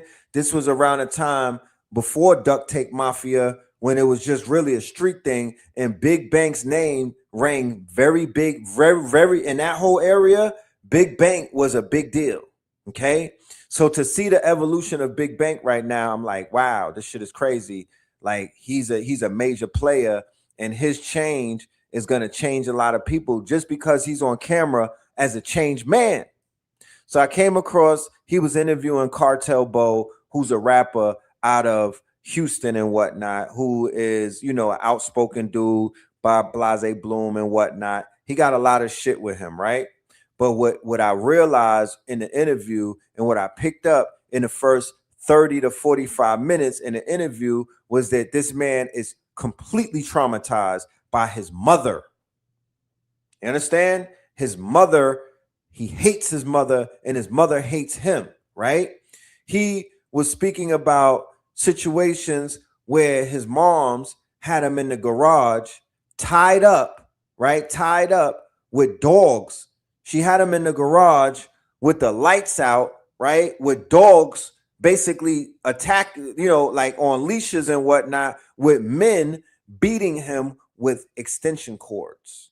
Now, somebody would hear some shit like that and be like, no way, it had to be some shit that he did. He said, yeah, I broke some shit in the house and I was acting up, but my mother never really liked me. I was raised by my grandmother and she was choosing men over me. And the men were abusive because they didn't want no kids, especially no badass kids in the house. And we're assuming and we're under the assumption that this was around maybe a crack era. So hearing his story, it reminded me of Thug Life. The hate you gave little infants fucks everyone. So many people right now has to deal with thug life, right?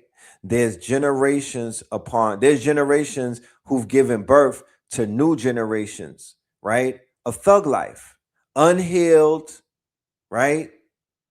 Trauma. Flowers that did not get watered and never blossomed. Thug life. You know what we dealing with. You understand? There's not enough mushrooms in the world probably that can help some of these people with some of the shit that they've been going through. Some of the shit that they've been holding on. The federal jail system is filled with niggas with face tats and all type of shit. Anger, mommy issues, father issues, 20 bodies, 30 hats, 40 hats. It's becoming unbearable at this point. You understand? It's becoming unbearable at this point. So we're going through a crisis. It's a crisis that a lot of people don't see because there's an undergirding that, you know, people refuse to look at and whatnot. But of course, you already know the scorpion mind. We're able to see into the abyss. You know what I'm saying? We're able to look into murky waters and we're able to see the abyss. So we know what's bubbling underneath that surface. We know we could see the Leviathan. We could see what the hell is in those deep, dark, murky waters and whatnot. We could see the lotus inside of the murky, muddy waters. We're looking at generations of thug life. The hate you gave little infants fucks everyone. Because them girls is running around looking like they mad at the world and whatnot. You know what I'm saying? Thug life. Them little kids running around carrying guns bigger than them and whatnot. Thug life. Right? The acronym. Tupac was a poet. Okay? So hate will turn you into many things. It could turn you into a monster, but it could also turn you into a saint if you're able to heal and you're able to get over it. You know, if you're able to get over it, if you're able to do that work, that inner work, and shout out to everybody that's doing that inner work. Shout out to everybody that's doing that shadow work. Shout out to everybody that's healing and glowing up and whatnot. Shout out to everybody that is dealing with the mother issues and the father issues and the abandonment issues and the trauma and the PTSD. All of these things are real. Some of these things turn into alcoholism. Some of these things turn into addictions and whatnot. Some of these things turn into vices. Some of these things turn into proclivities. We are not here to judge. I went through my judgment phases. I went through the judge. I'm not there anymore. I'm not here to judge. I'm here to understand, to be honest with you. Yeah, I'll clown the shit out of some things because I gotta laugh to keep from crying. You understand? That might be my outlet. That might be the way that I'm healing. You know what I'm saying? I gotta make fun of shit because God damn it, we only live once.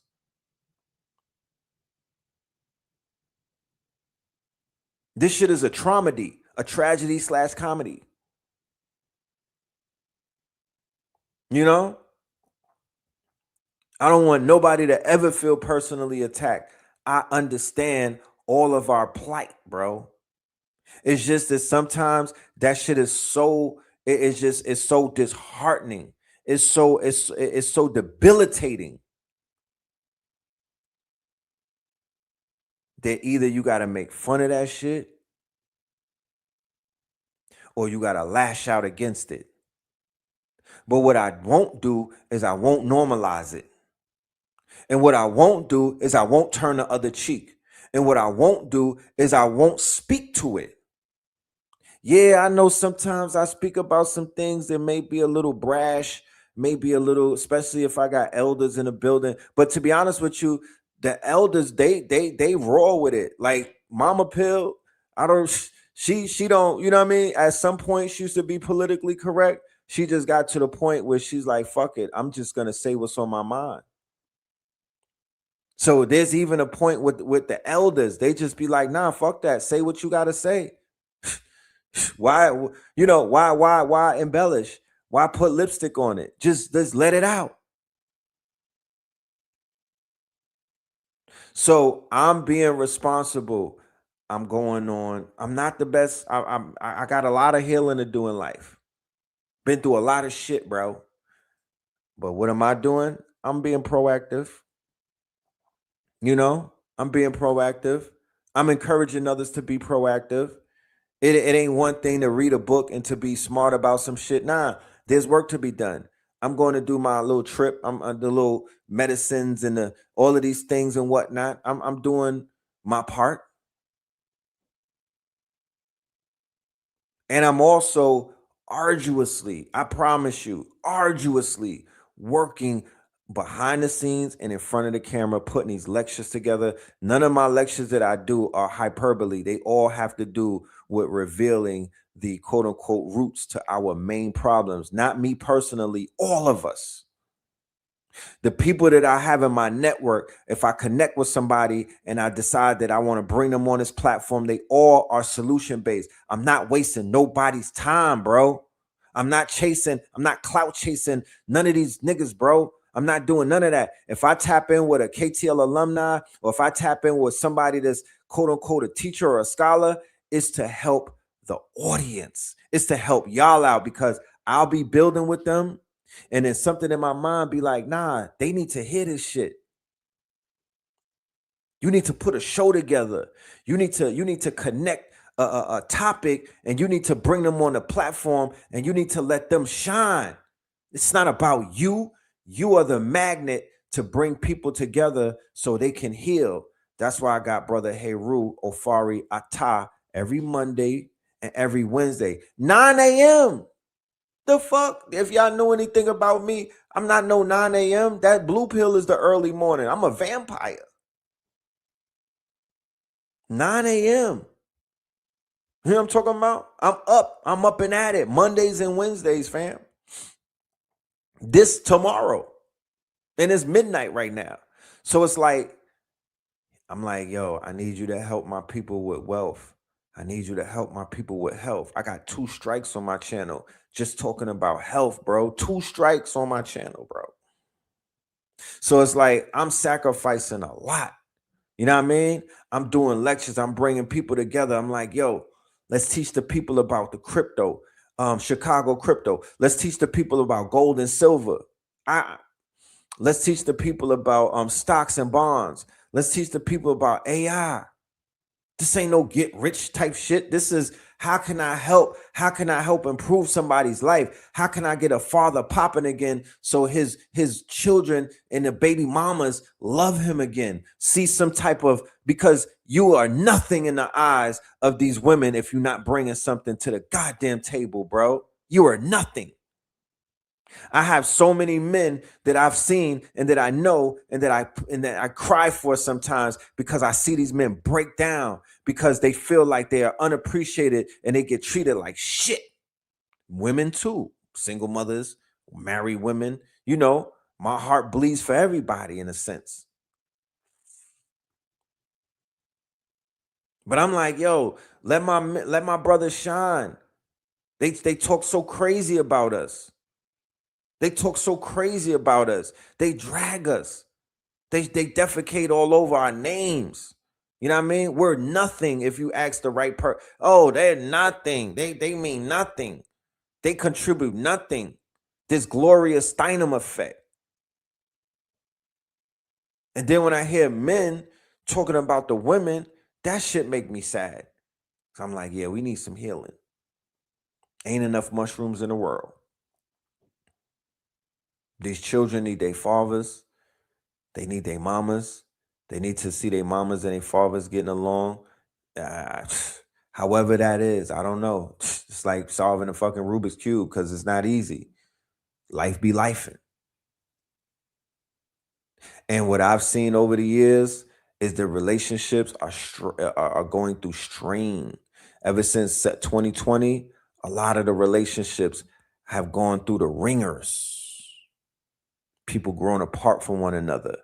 People not seeing one another the same way. Not like the magnetism is gone type shit. You know what I mean? People just want to be alone. Isolation. You feel me? Then when the whole thing happened with the shots and everything, there was a rift in families and whatnot. People is falling out with family members, falling out with parents, falling out with grandparents, falling out with their favorite aunts and shit like that. It's just mean in these streets. Look, a brother that I know, I don't know him personally, right? But I met the brother. And when I met the brother was, I felt his power when I met him. Let me get his name and whatnot. I got a text and the brother, he, you know what I mean? It's just a lot going on. It's just a lot going on. And you know, our people, this is not easy. This walk right here, you be thinking that this should, all you got to do is eat vegetables. You know what I mean? Get the shea butter and everything is going to be all right. And that's not how this shit is working. That's not how it works. It's not that simple. You know? So here the brother go, Prince.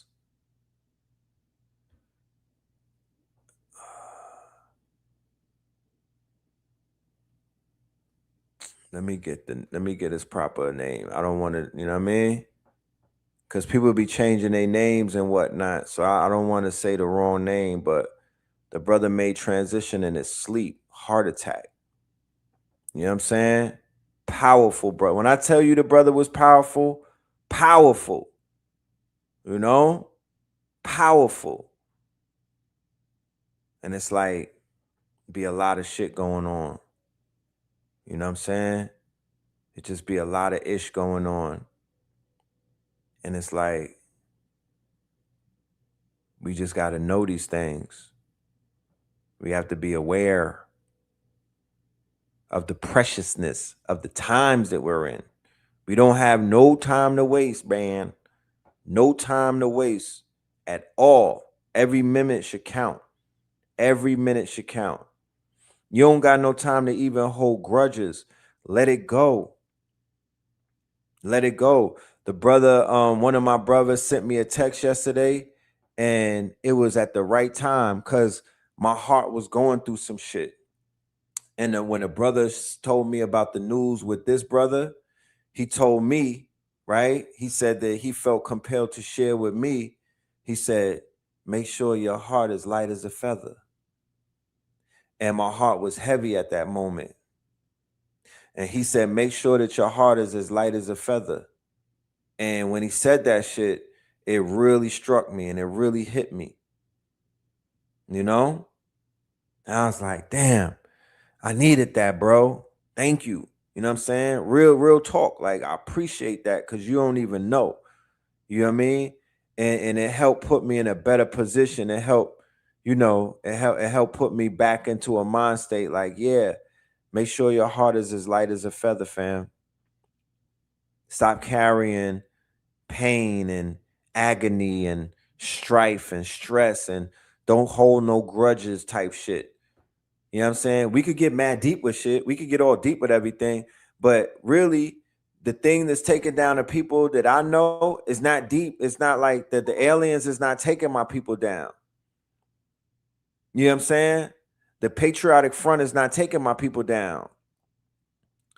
The Republicans are not taking my people down. You know? The Anunnaki, they not sliding. Last time I checked, that's not them doing it. The Anunnaki is not sliding and gliding. That's not what's taking the people down. Niggas is going down for stress. They're going down for pain. Bad thoughts. Holding on to the fact that they didn't hold their children for years. And then some people hate the parents or their ex-spouses and whatnot, holding on to, and then it turns into cancer. It shuts your organs down. So we don't need we don't need the super duper high level information if people are succumbing to simple shit like that. That's not the conversation that we should be having right now. That's what I'm saying. I do feel like people get lost in a lot of that superbole, the hyperboles, because that's another form of escapism. You know? They get lost in fantasy world and whatnot because they don't want to deal with the real world. They want to get away from their pain. It turns into fibroids. It turns into lymph nodes, and it turns into all type of things. They get caught up in the liver and the lungs and the kidneys. And yeah, we got to let things go. One of the things that I learned when I was going through some shit years ago is detachment. And I literally did not know how to detach.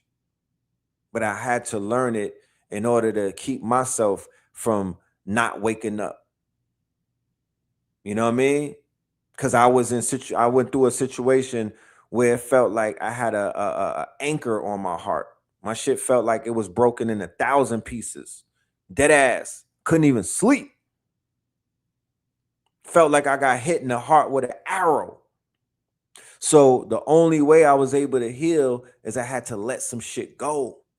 And that was the hardest thing ever. And we got to learn how to detach. To America, the USA is 250 years. You feel me? We are drenched in blood like DMX on that album cover. Let it go. Detach from that shit. Let that trauma go. Let it go.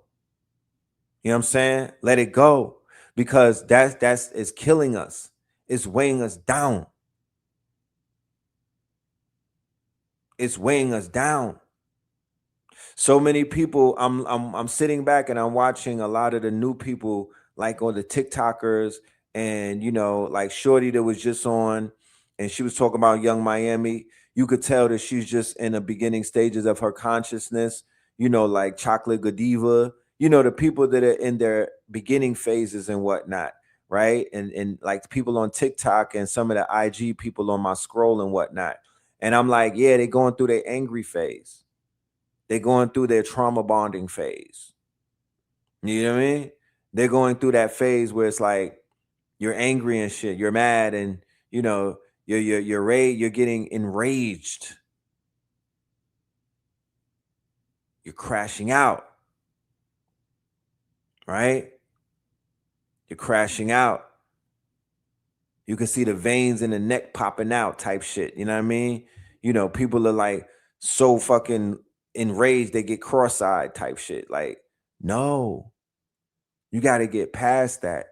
There's phases to this thing. That's a phase right there, but you need to pull past that, because once you get pulled past that, you start to laugh again. You really start to laugh again, and this shit becomes funny to you because you have to be able to laugh at it. And I don't mean laugh at it like it's a joke. And I don't mean to laugh at nobody suffering and whatnot. I mean to laugh at that shit like you smile in the face of adversity. That's what they taught us. They said that was the real power. It's not about getting hit. It's how the fuck do you get up? Because we all gonna get hit. I was teaching my son the other day, right? So I'm teaching him, fighting rules and everything. And he got his hands up and everything. And then I was like, yo, you're gonna get hit in the face. All of that blocking and shit like that, that's cool and everything, but I'm finna punch you in the face. And he was like, why? And I was like, because I want you to prepare. I want you to get used to getting hit. And then I hit him with when I hit you, you're going to get stronger. He's 6 years old, so I'm programming him. He said, he said, okay. So then when I hit him, I didn't hit him in the face. I just, like we boxing, slap boxing and everything. When I hit him, instead of him acting like it hurted, he's acting like it's making him stronger. So an hour later, after him not turning down, turning all the way up, you know what I mean? I'm like, it's time to go to sleep, little man. He's still hitting me and shit. He's like, I'm getting stronger. I'm getting stronger. And it's like, in my mind, I'm like, look at what I done started. But hey, it is what it is. Like, yeah, I got to get him used to getting hit. You know what I mean? He could be Floyd Mayweather in the ring if he decides that he wants to be a boxer and everything. That's cute and everything, but he's an Aries. He is an Aries, but I gotta get him used to getting hit though. And then I want to program in his mind that when you get hit, you get stronger. You don't get weaker. You get more powerful. If I could leave. If I could leave, because that's my son. So if I could leave my son with any type of game, it would be prepared to be hit, especially as a black man. Don't cower to a hit. Welcome that shit. You know what I mean? Eat that punch and then come back even stronger. And he's an Aries. So, he has that tenacity already built in. His hand-to-eye coordination, he came with that shit. It's pre-programmed into him. You know what I mean? If it was up to me, his ass would be boxing right now. But you know how the mothers are. They don't want to see their sons getting hit. So he's in piano class. But when he's ready, he'll get hit. He'll be out there exercising that type of energy and whatnot. He'll get into combat. But I respect it.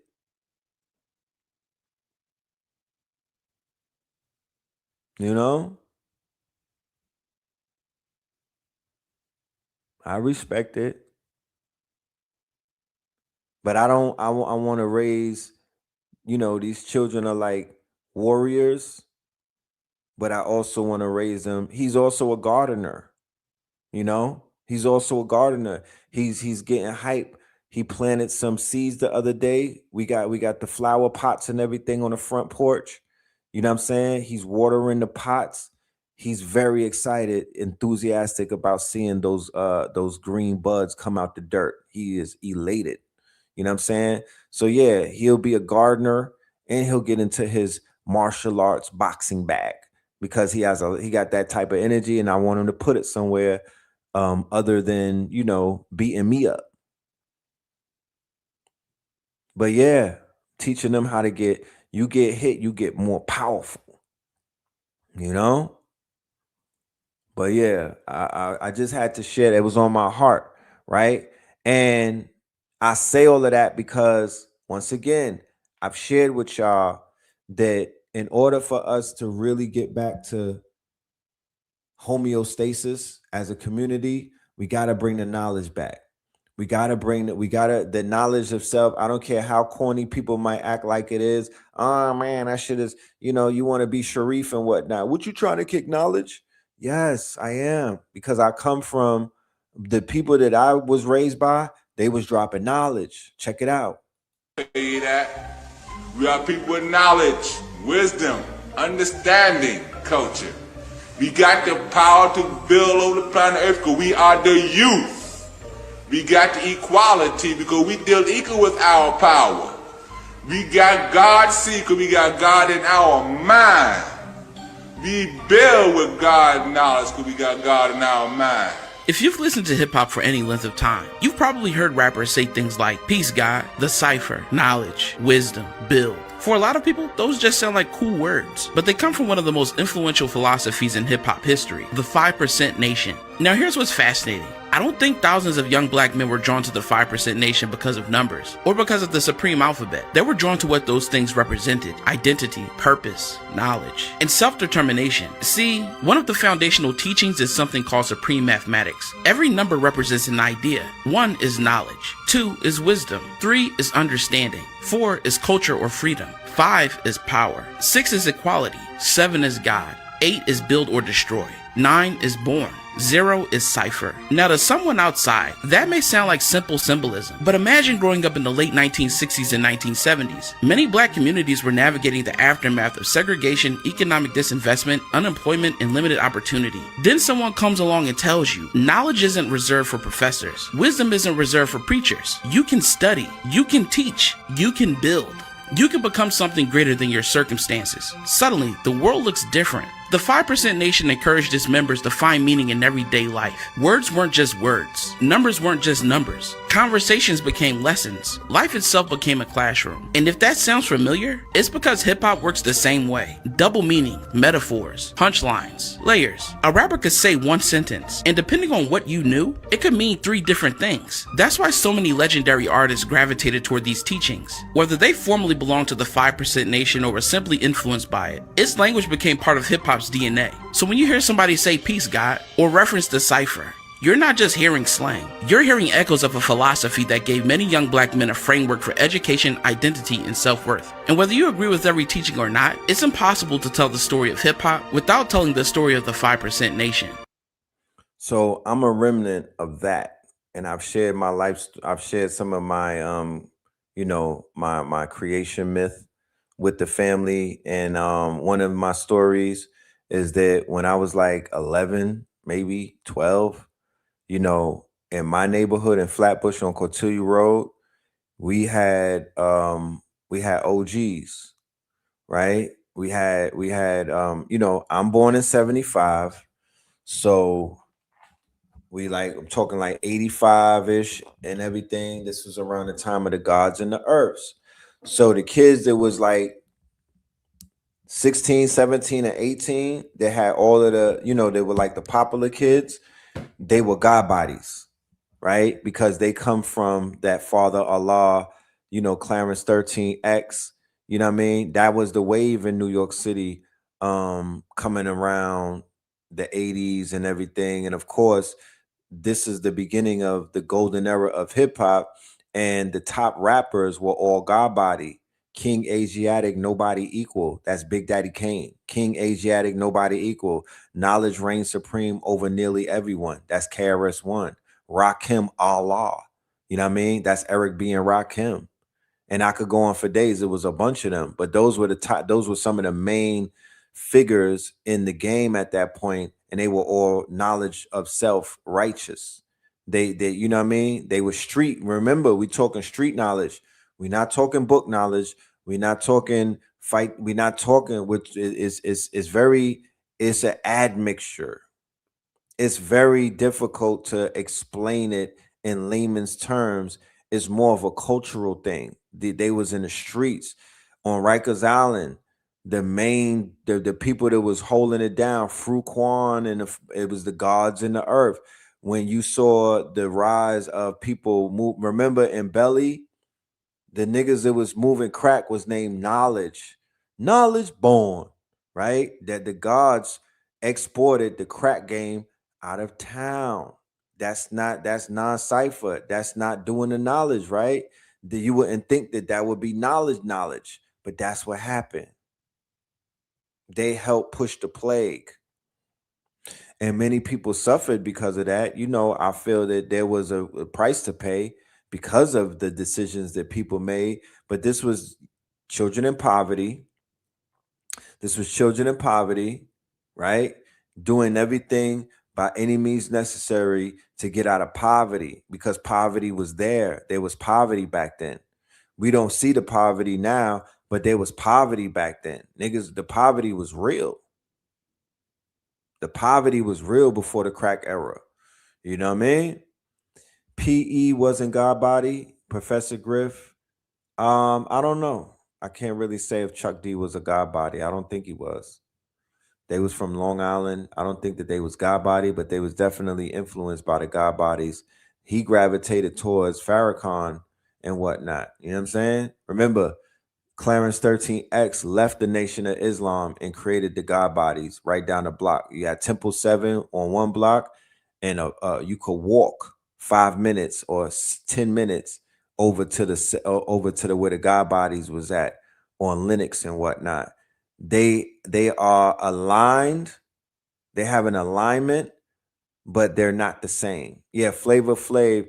So the S1Ws were doing Nation of Islam FOI drills. So I would say that they were more into the nation, right? But the nation and the nation of God's and earth, you can't really separate the two. So the nation of God's and earth, they were more like, the NOI is clean shaven. You know what I'm saying? They're not growing their beards out. You know what I mean? No face tats, unless that's what they had before they came in. There's a certain decor that they have. And when I looked at the Nation of Gods and Earth, they had a decor as well, but it wasn't as refined as like the nation. Like, just think about you being in the army and whatnot. So the nation would be like the army, like the Navy or the Marines. There's just a certain type of look that they have. There's a certain type of way that they carry themselves. But when it's times to get busy, they're going to get busy. Like, there's no way around that. You know that they're trained killers. But they're not walking around acting like they're going to kill you. You feel me? That's like certain type of Navy SEALs or Marines and whatnot. You know that there's something behind that stare and whatnot. And you know what I mean? Your higher self is going to say, you really want this shit, son? You see this nigga? Do you really want it? I don't know if you want it, because you're gonna be in the upper room if you fuck up. If you do the, you know what I mean? That's sort of like that, So, but that's the foundation. And I'm not saying that we got to bring back the nations of God's and earth, but something has to come to save the day. There has to be some type of youth-driven movement, because it was a youth-driven movement. King Sun said some of the Wu-Tang was dirty God bodies. Like, you got dirty Moors. Yeah, that could be truth to that. There could be truth to that, King Sun, he was a bully. From what I heard, just icing them niggas, they was bullies. Because the Nation of Gods and Earth was robbing niggas too. They was bullying. That's another thing. They would rob you. If you wasn't one of them, you could get robbed by them. I'm not saying all of them, but they definitely had groups of God bodies that was out there catching niggas. Like in my hood, you had Science, you had Infinity, you had Life, you had Prince, you had Space. These niggas were thugs with knowledge. They was on the trains wilding. You know what I mean? They was catching Vicks and everything. They was out there robbing white folk. They was digging pockets. They was snatching chains. Like, they were on the land doing whatever it took to eat off of the land. And their mentality that they were giving us was that the black man is God, and we are in the wilderness of North Mexum, and these are the things that we do to survive. So niggas was like, word, I'm with it. You see the programming? You know what I'm saying? You see how the programming worked? They programmed us at a young age. The same way that the gang members are programming high schoolers and junior high schoolers with the drill and everything, we were programmed the same way. That's why I be saying, I understand what's happening. I get it. I don't condone it, but I understand it because I was in it, you know?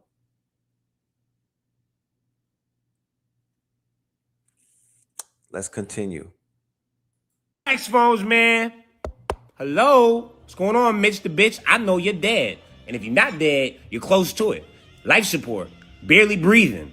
Headed to the lower room. Hell is hot and I hope you're dressed cold. But that's the most iniquitous shit about it. Is they have to weaken that burns you until August 3rd because they don't want to have an election. So they gonna fake like this man is alive for the next 3 weeks. How they gonna do that? I don't really know. But I feel like we should be moving, cool, and vibing, sliding right to this man hospital. And be like, hey, yo, we just wanna see a sign of life, because if there is no sign of life, things a little bit weirder is that your wife immediately went right back over to China as soon as you got caught having to get CPR. And we don't know what type of CPR it was. They found you on the ground, falling like, can't get up. But not really, you had a fucking heart attack. So who knows how much oxygen has been lost for your brain. Most likely, you're just plugged in right now. You're not really alive. And in Kentucky, you're really not alive. They consider that dead. So we should be having elections in Kentucky. He's Thomas Massey could slide in and cut like Parasite, but yeah, here to save the day. And you know him, that means the Epstein files are gonna be pressured again, and our greatest liability has a better chance of finally getting cut the fuck off. It's trying not to say shit, but it's like, we seen you can't even walk no more. Slip, fall, turn into dust. You're dead, son. What's going on? Gone. I feel like this is blatantly not following the law. But I mean, that's just how Mitch McConnell would want it too. Because I mean, this guy's a shitty human being. So I know he'd be like, man, if I'm gonna roll out, make sure I'm dead on my way out. Speaking of our greatest liability, once again, it should be known that they were plotting on killing both negotiators. Hello, that doesn't seem like somebody that's their greatest ally would do, especially when we're at war.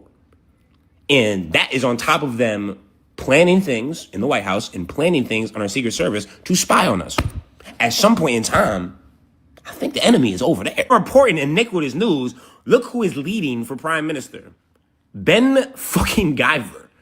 The literal spawn from hell, Satan himself. The guy that wears a noose pin and had a noose cake. And you're going to tell me that that civilian population over there don't have a couple problems?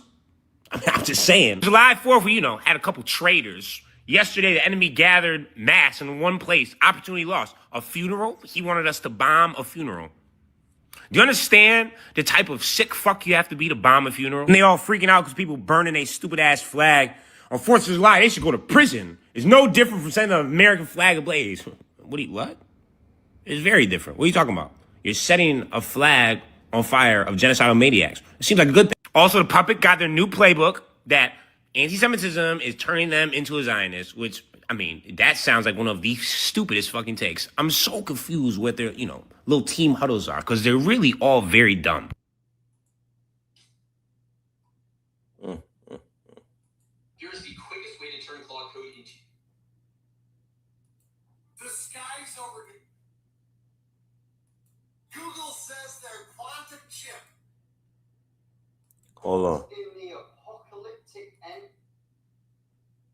Where's chocolate at? So, y'all know about the funeral that took place yesterday in Iran while America was doing their 1-2 thing, right?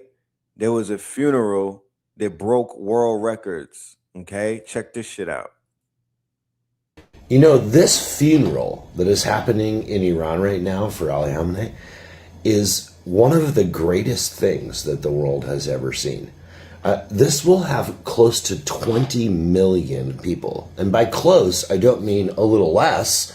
It could definitely be a little bit more or a lot more. This is the largest funeral that has ever happened in the history of the world. It's going to span a week. It's going to go through 2 countries. They're even going to go into parts of Iraq. Okay? And while this is happening, Trump is over in America with his big 250th celebration, which has been catastrophic since the beginning. And he's arguing about what his crowd size was at his latest speech on the 4th of July. He's saying, now there were 150,000 people there, which of course there were not. But there are 20 million people in Iran celebrating the life and memorializing the life of the supreme leader. This is amazing, man. This is like world history happening right now. And even Trump noticed it, and he's made comments now. He said, he's like, I didn't know that many people liked him. What an idiot. Listen, speaking of Iran, I am on my way to Iran. I'm planning a trip to Iran. I want to show you this firsthand. So please go to the link in the bio. Support me by buying my books. My latest book is called Understanding Islam. An agnostic atheist who's living in the Middle East shares his perspective. So it's a unique perspective on Islam, but I think you're going to like it. And this is what enables me to get to Iran. So please support if you can do that so I can get there. I appreciate y'all. The most haunting image from Tehran isn't the massive sea of black-clad mourners or the towering state architecture. It's the tiny, flag-draped coffin of a 14-month-old child sitting directly at the center of global geopolitical friction. While international media fixates on the sweeping political implications of Ayatollah Ali Khamenei's massive state funeral, thousands of crowds inside the Grand Mosalla are weeping over the smallest casket on the stage. His baby granddaughter, Zara Mohammadi, called Payegani, killed alongside him in the opening strikes of the war. In the ruthless theater of sovereign power, the regime is intentionally broadcasting this raw, human devastation to the world. They are converting an unimaginable family tragedy into an unyielding, psychological weapon of resistance, transforming a quiet family burial into a permanent symbol of defiance against the West. Welcome to The Unseen.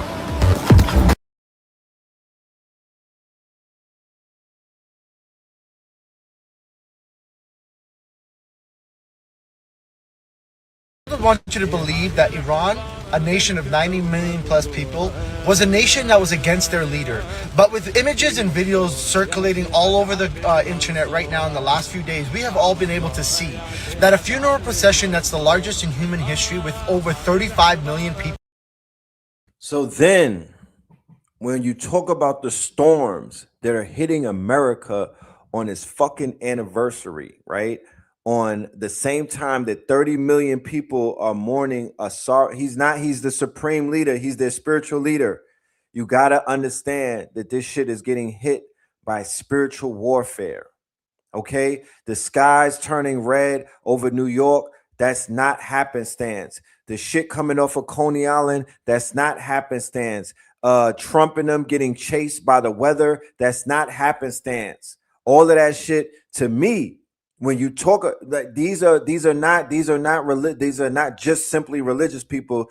They're like spiritual people as well. He was the mystical spiritual leader. He's the supreme spiritual leader. He's not just a fucking leader. He's the spiritual leader. Okay, so understand some of the things that are taking place that they'll never talk about inside of Western media. Talk about it. In attendance cannot be for a person who was hated, rather for a person who was loved and revered. And this goes to show you about the spectacle of what an Shia is and what a Sayyid is. He is not a normal person. This is the great grandson of the Prophet Muhammad sallallahu alaihi wasallam. He is a direct descendant of Imam Ali and Fatima az-Zahra alayhi salam. And if you don't know who those personalities are, I suggest you go and you educate yourself a little bit. To know that a man like this was martyred, which is the ultimate success in Shia Islam, to attain the highest elevation of death is martyrdom. And he attained it at 86 years old, all while never submitting and bowing down to empires and tyrants. So if anybody is fooled, America got fooled, and not only on their 250th anniversary of independence, but the person they killed brought 35 million people to attend his funeral. That's crazy. Beautiful. That shit make the Knicks parade look crazy. Yo, that's crazy. 35 million at your repass?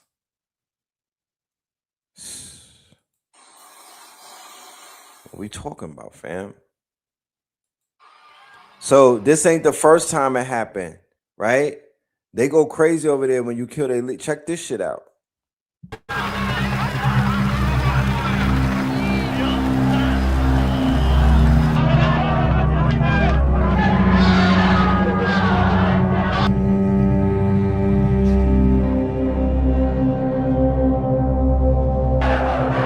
my guy right there, Ayatollah Khomeini from the Iron Sheik days. Yeah, that was my guy. I rocked. Yeah, when we was down with WrestleMania and shit like that, we used to fuck with this nigga.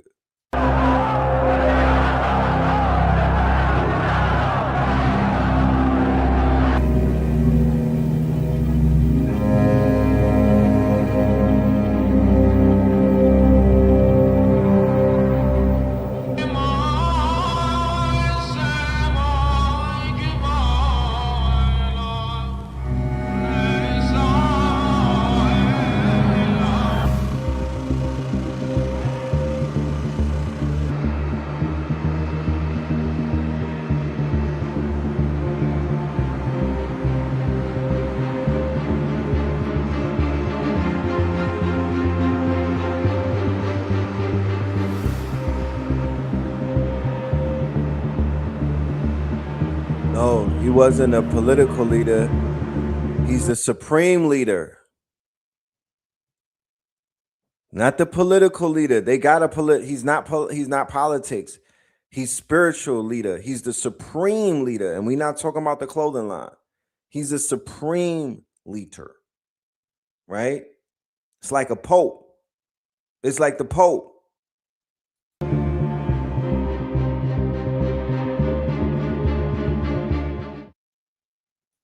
I didn't see him come out for the Pope like that.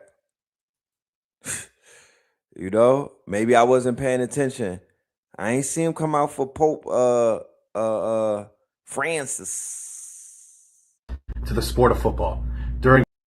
Hold on, we'll get to you in a minute. Let's continue. So, while that was happening, this was happening.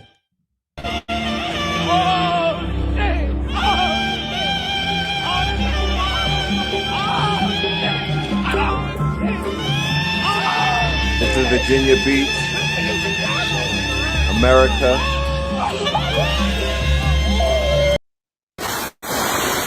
This is New York right now. So not only did they get the red skies, New York is flooded.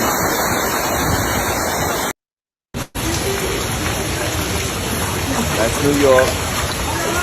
I'm glad I stayed my ass home in Atlanta. Something told me, sit your ass down. You know, that's New York.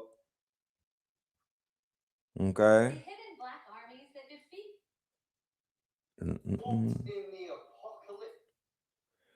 What else was happening? Iran is the only country in the world. Iran is the only country in the world where the leaders are martyred before the people. A nation where leadership isn't just power, it's sacrifice. Not every country understands this. Some leaders stay behind walls, while others stay where danger lives. In Iran, it's not just the people who face the consequences. Even the highest ranking officers are not untouchable. From commanders to top military minds, many have been targeted, assassinated, and lost in the line of duty. It's a place where rank doesn't guarantee safety, and power doesn't come with protection. A land where leaders like Ali Khamenei symbolize resistance, and where even the strongest stand exposed to the same fate as their people. This isn't just politics. This is reality, where sacrifice reaches the top. Some nations protect their leaders. Others watch their leaders and soldiers fall together. God bless Iran. God bless Africa. God bless humanity. Peace.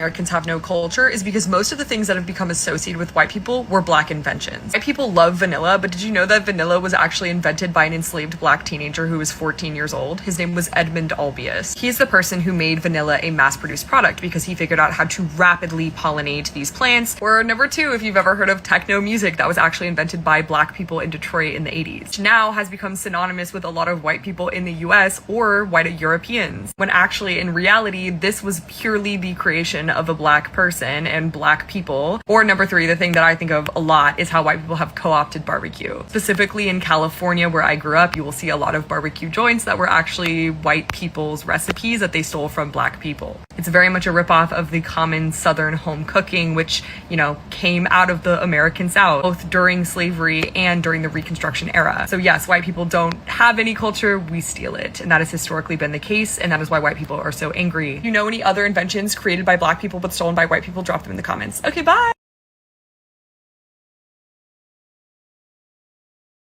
News: millions flood the streets of Tehran for Khamenei's funeral on America's 250th birthday, stealing the global spotlight while the world watches a massive show of defiance. Massive crowds have packed Tehran for the farewell of Supreme Leader Ayatollah Ali Khamenei. Up to 30 million people are expected over the coming hours, with mourners streaming in and out of the prayer hall in waves.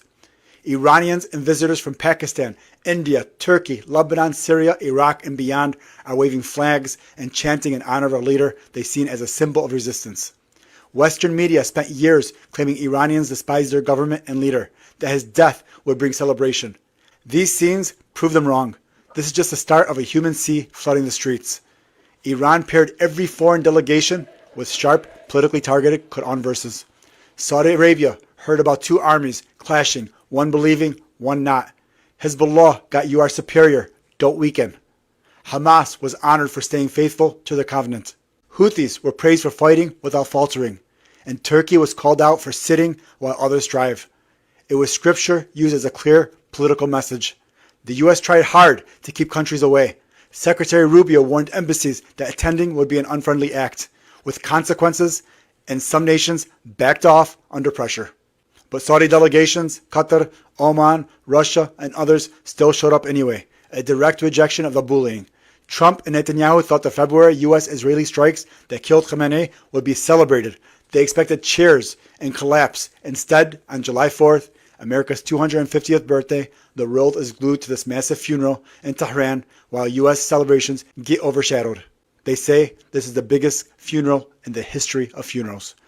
They wanted a victory. They got millions pouring out in raw defiance, turning what they saw as a knockout blow into one of the biggest displays of unity and resistance in years. Khamenei's legacy isn't fading. It's sparking a new wave of strength. The world is watching, and Iran is standing tall. My picture of him, I was his photographer for 2 years. This was the very first day that I was working for Donald Trump. This was in 2015, about maybe 4 or 5 months before he officially even ran for president. Now, he's at a convention and they asked him to sign this document. All the speakers signed it. Now, in this document, you'll notice it because this is what's in the rotunda of the Capitol. And in that, it's interesting, it's the preamble to the Bill of Rights. You've probably seen this document before. All the speakers of this copy signed on the edge of it. But where does Donald Trump put his signature? Smack dab in the middle of the document. Now, when you blow it up, what part did Donald Trump put his signature on? This is the part in the joint resolution that talks about military tribunals. This talks about that, and he put his signature right over that. Now, the important thing to remember, this was back in 2015. Kind of makes you think, what in the world's going on? And what did Donald Trump know back then?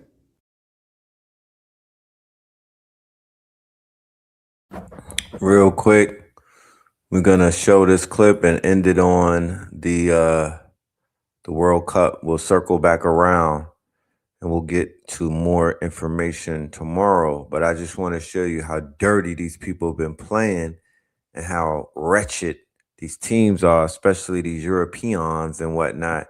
They showed their ass, and they just showing themselves around the world how unfair and how much they have to cheat in order to stay ahead. Shout out to all of the Lions from Africa that lasted and broke barriers and whatnot and got as far as you have gotten. Salute to every single one of those nations.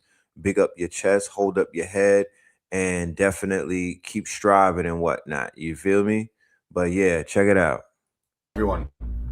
So I'm not sure if you saw, but the Paraguay players were absolutely classless, disgraceful, dirty embarrassments to the sport of football during their match against France yesterday. And that's saying a lot because I would never defend France.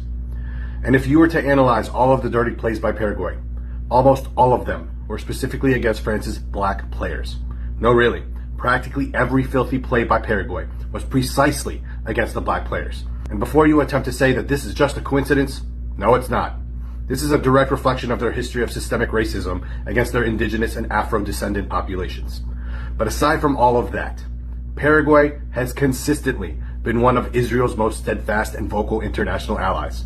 This unconditional diplomatic and political alignment is heavily rooted in conservative societal and religious values, as well as deep historical ties that date back to Paraguay's pivotal vote for the 1947 UN partition plan, meaning Paraguay was directly involved in the establishment of the terrorist ethno-state of Israel and has backed them every single step of the way until this very day. Under the administration of President Santiago Peña, this alliance has reached new, unprecedented levels of tangible support. Paraguay was one of the first countries to recognize Jerusalem as Israel's capital and officially inaugurated its embassy there in December 2024.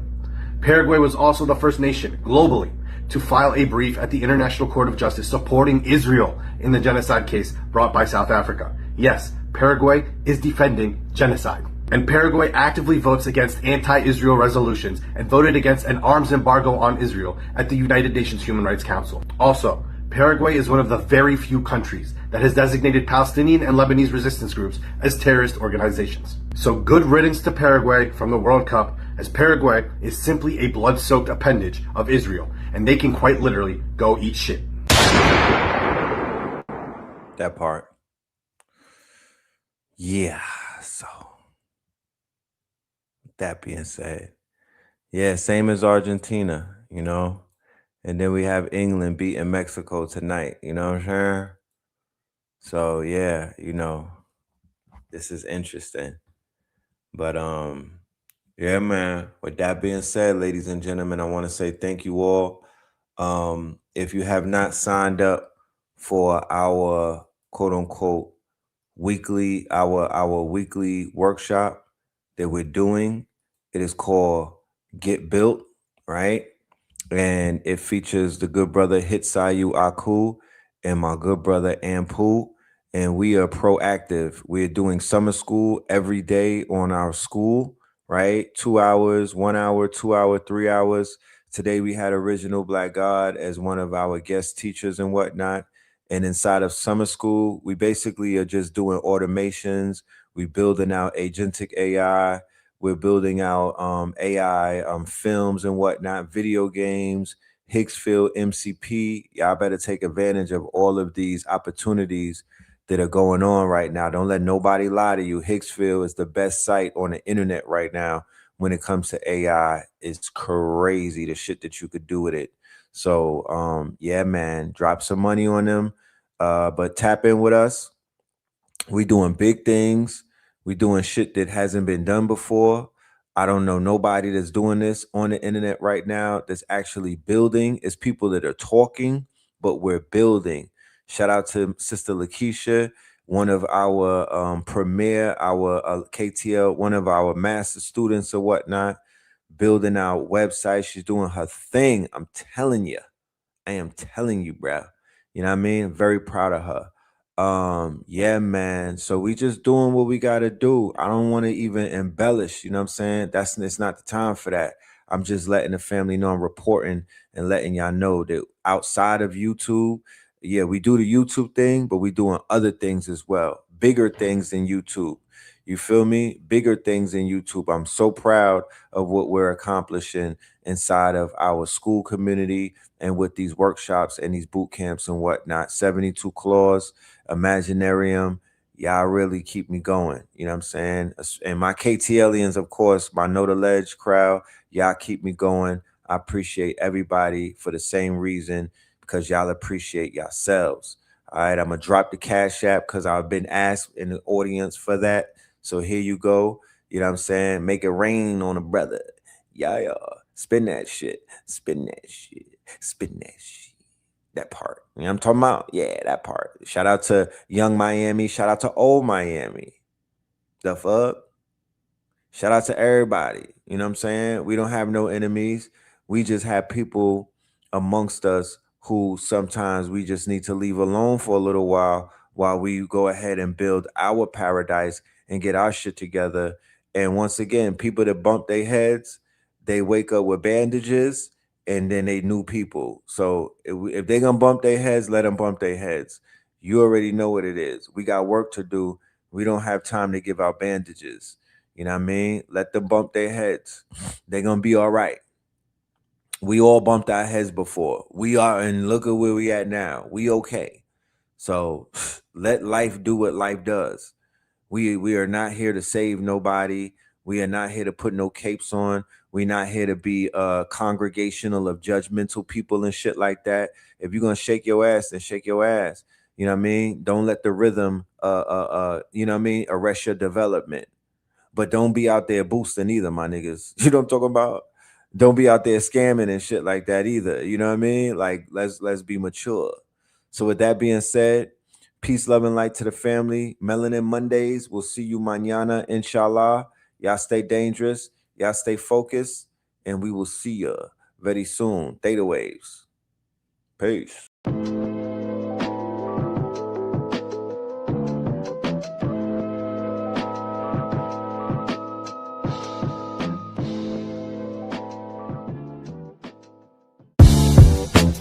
Can't beat us, join us, please bring your coinage.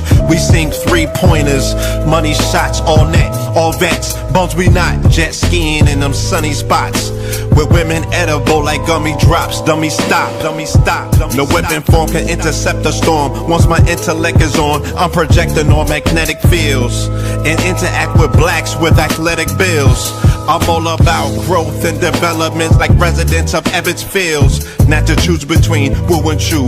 We wanna line them colors up like a Rubik's Cube. And fade to black, yeah, the truest hue. When you say the black man is God, who you alluded to?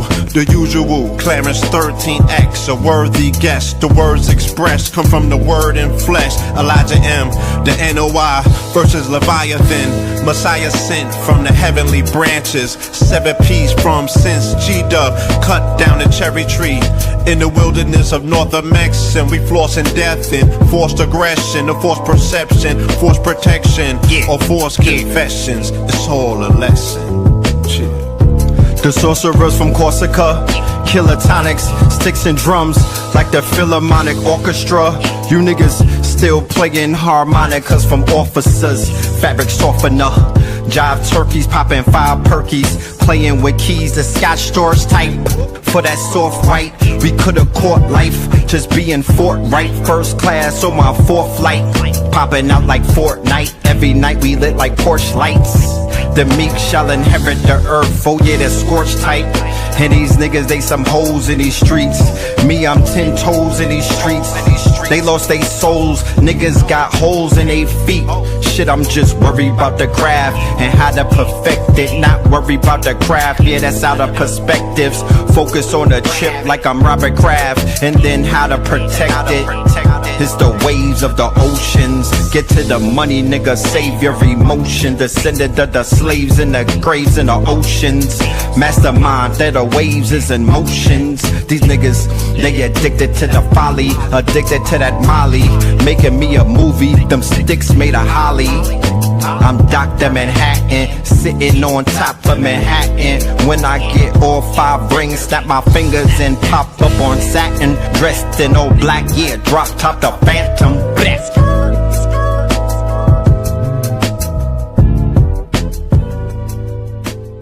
Crumb TV.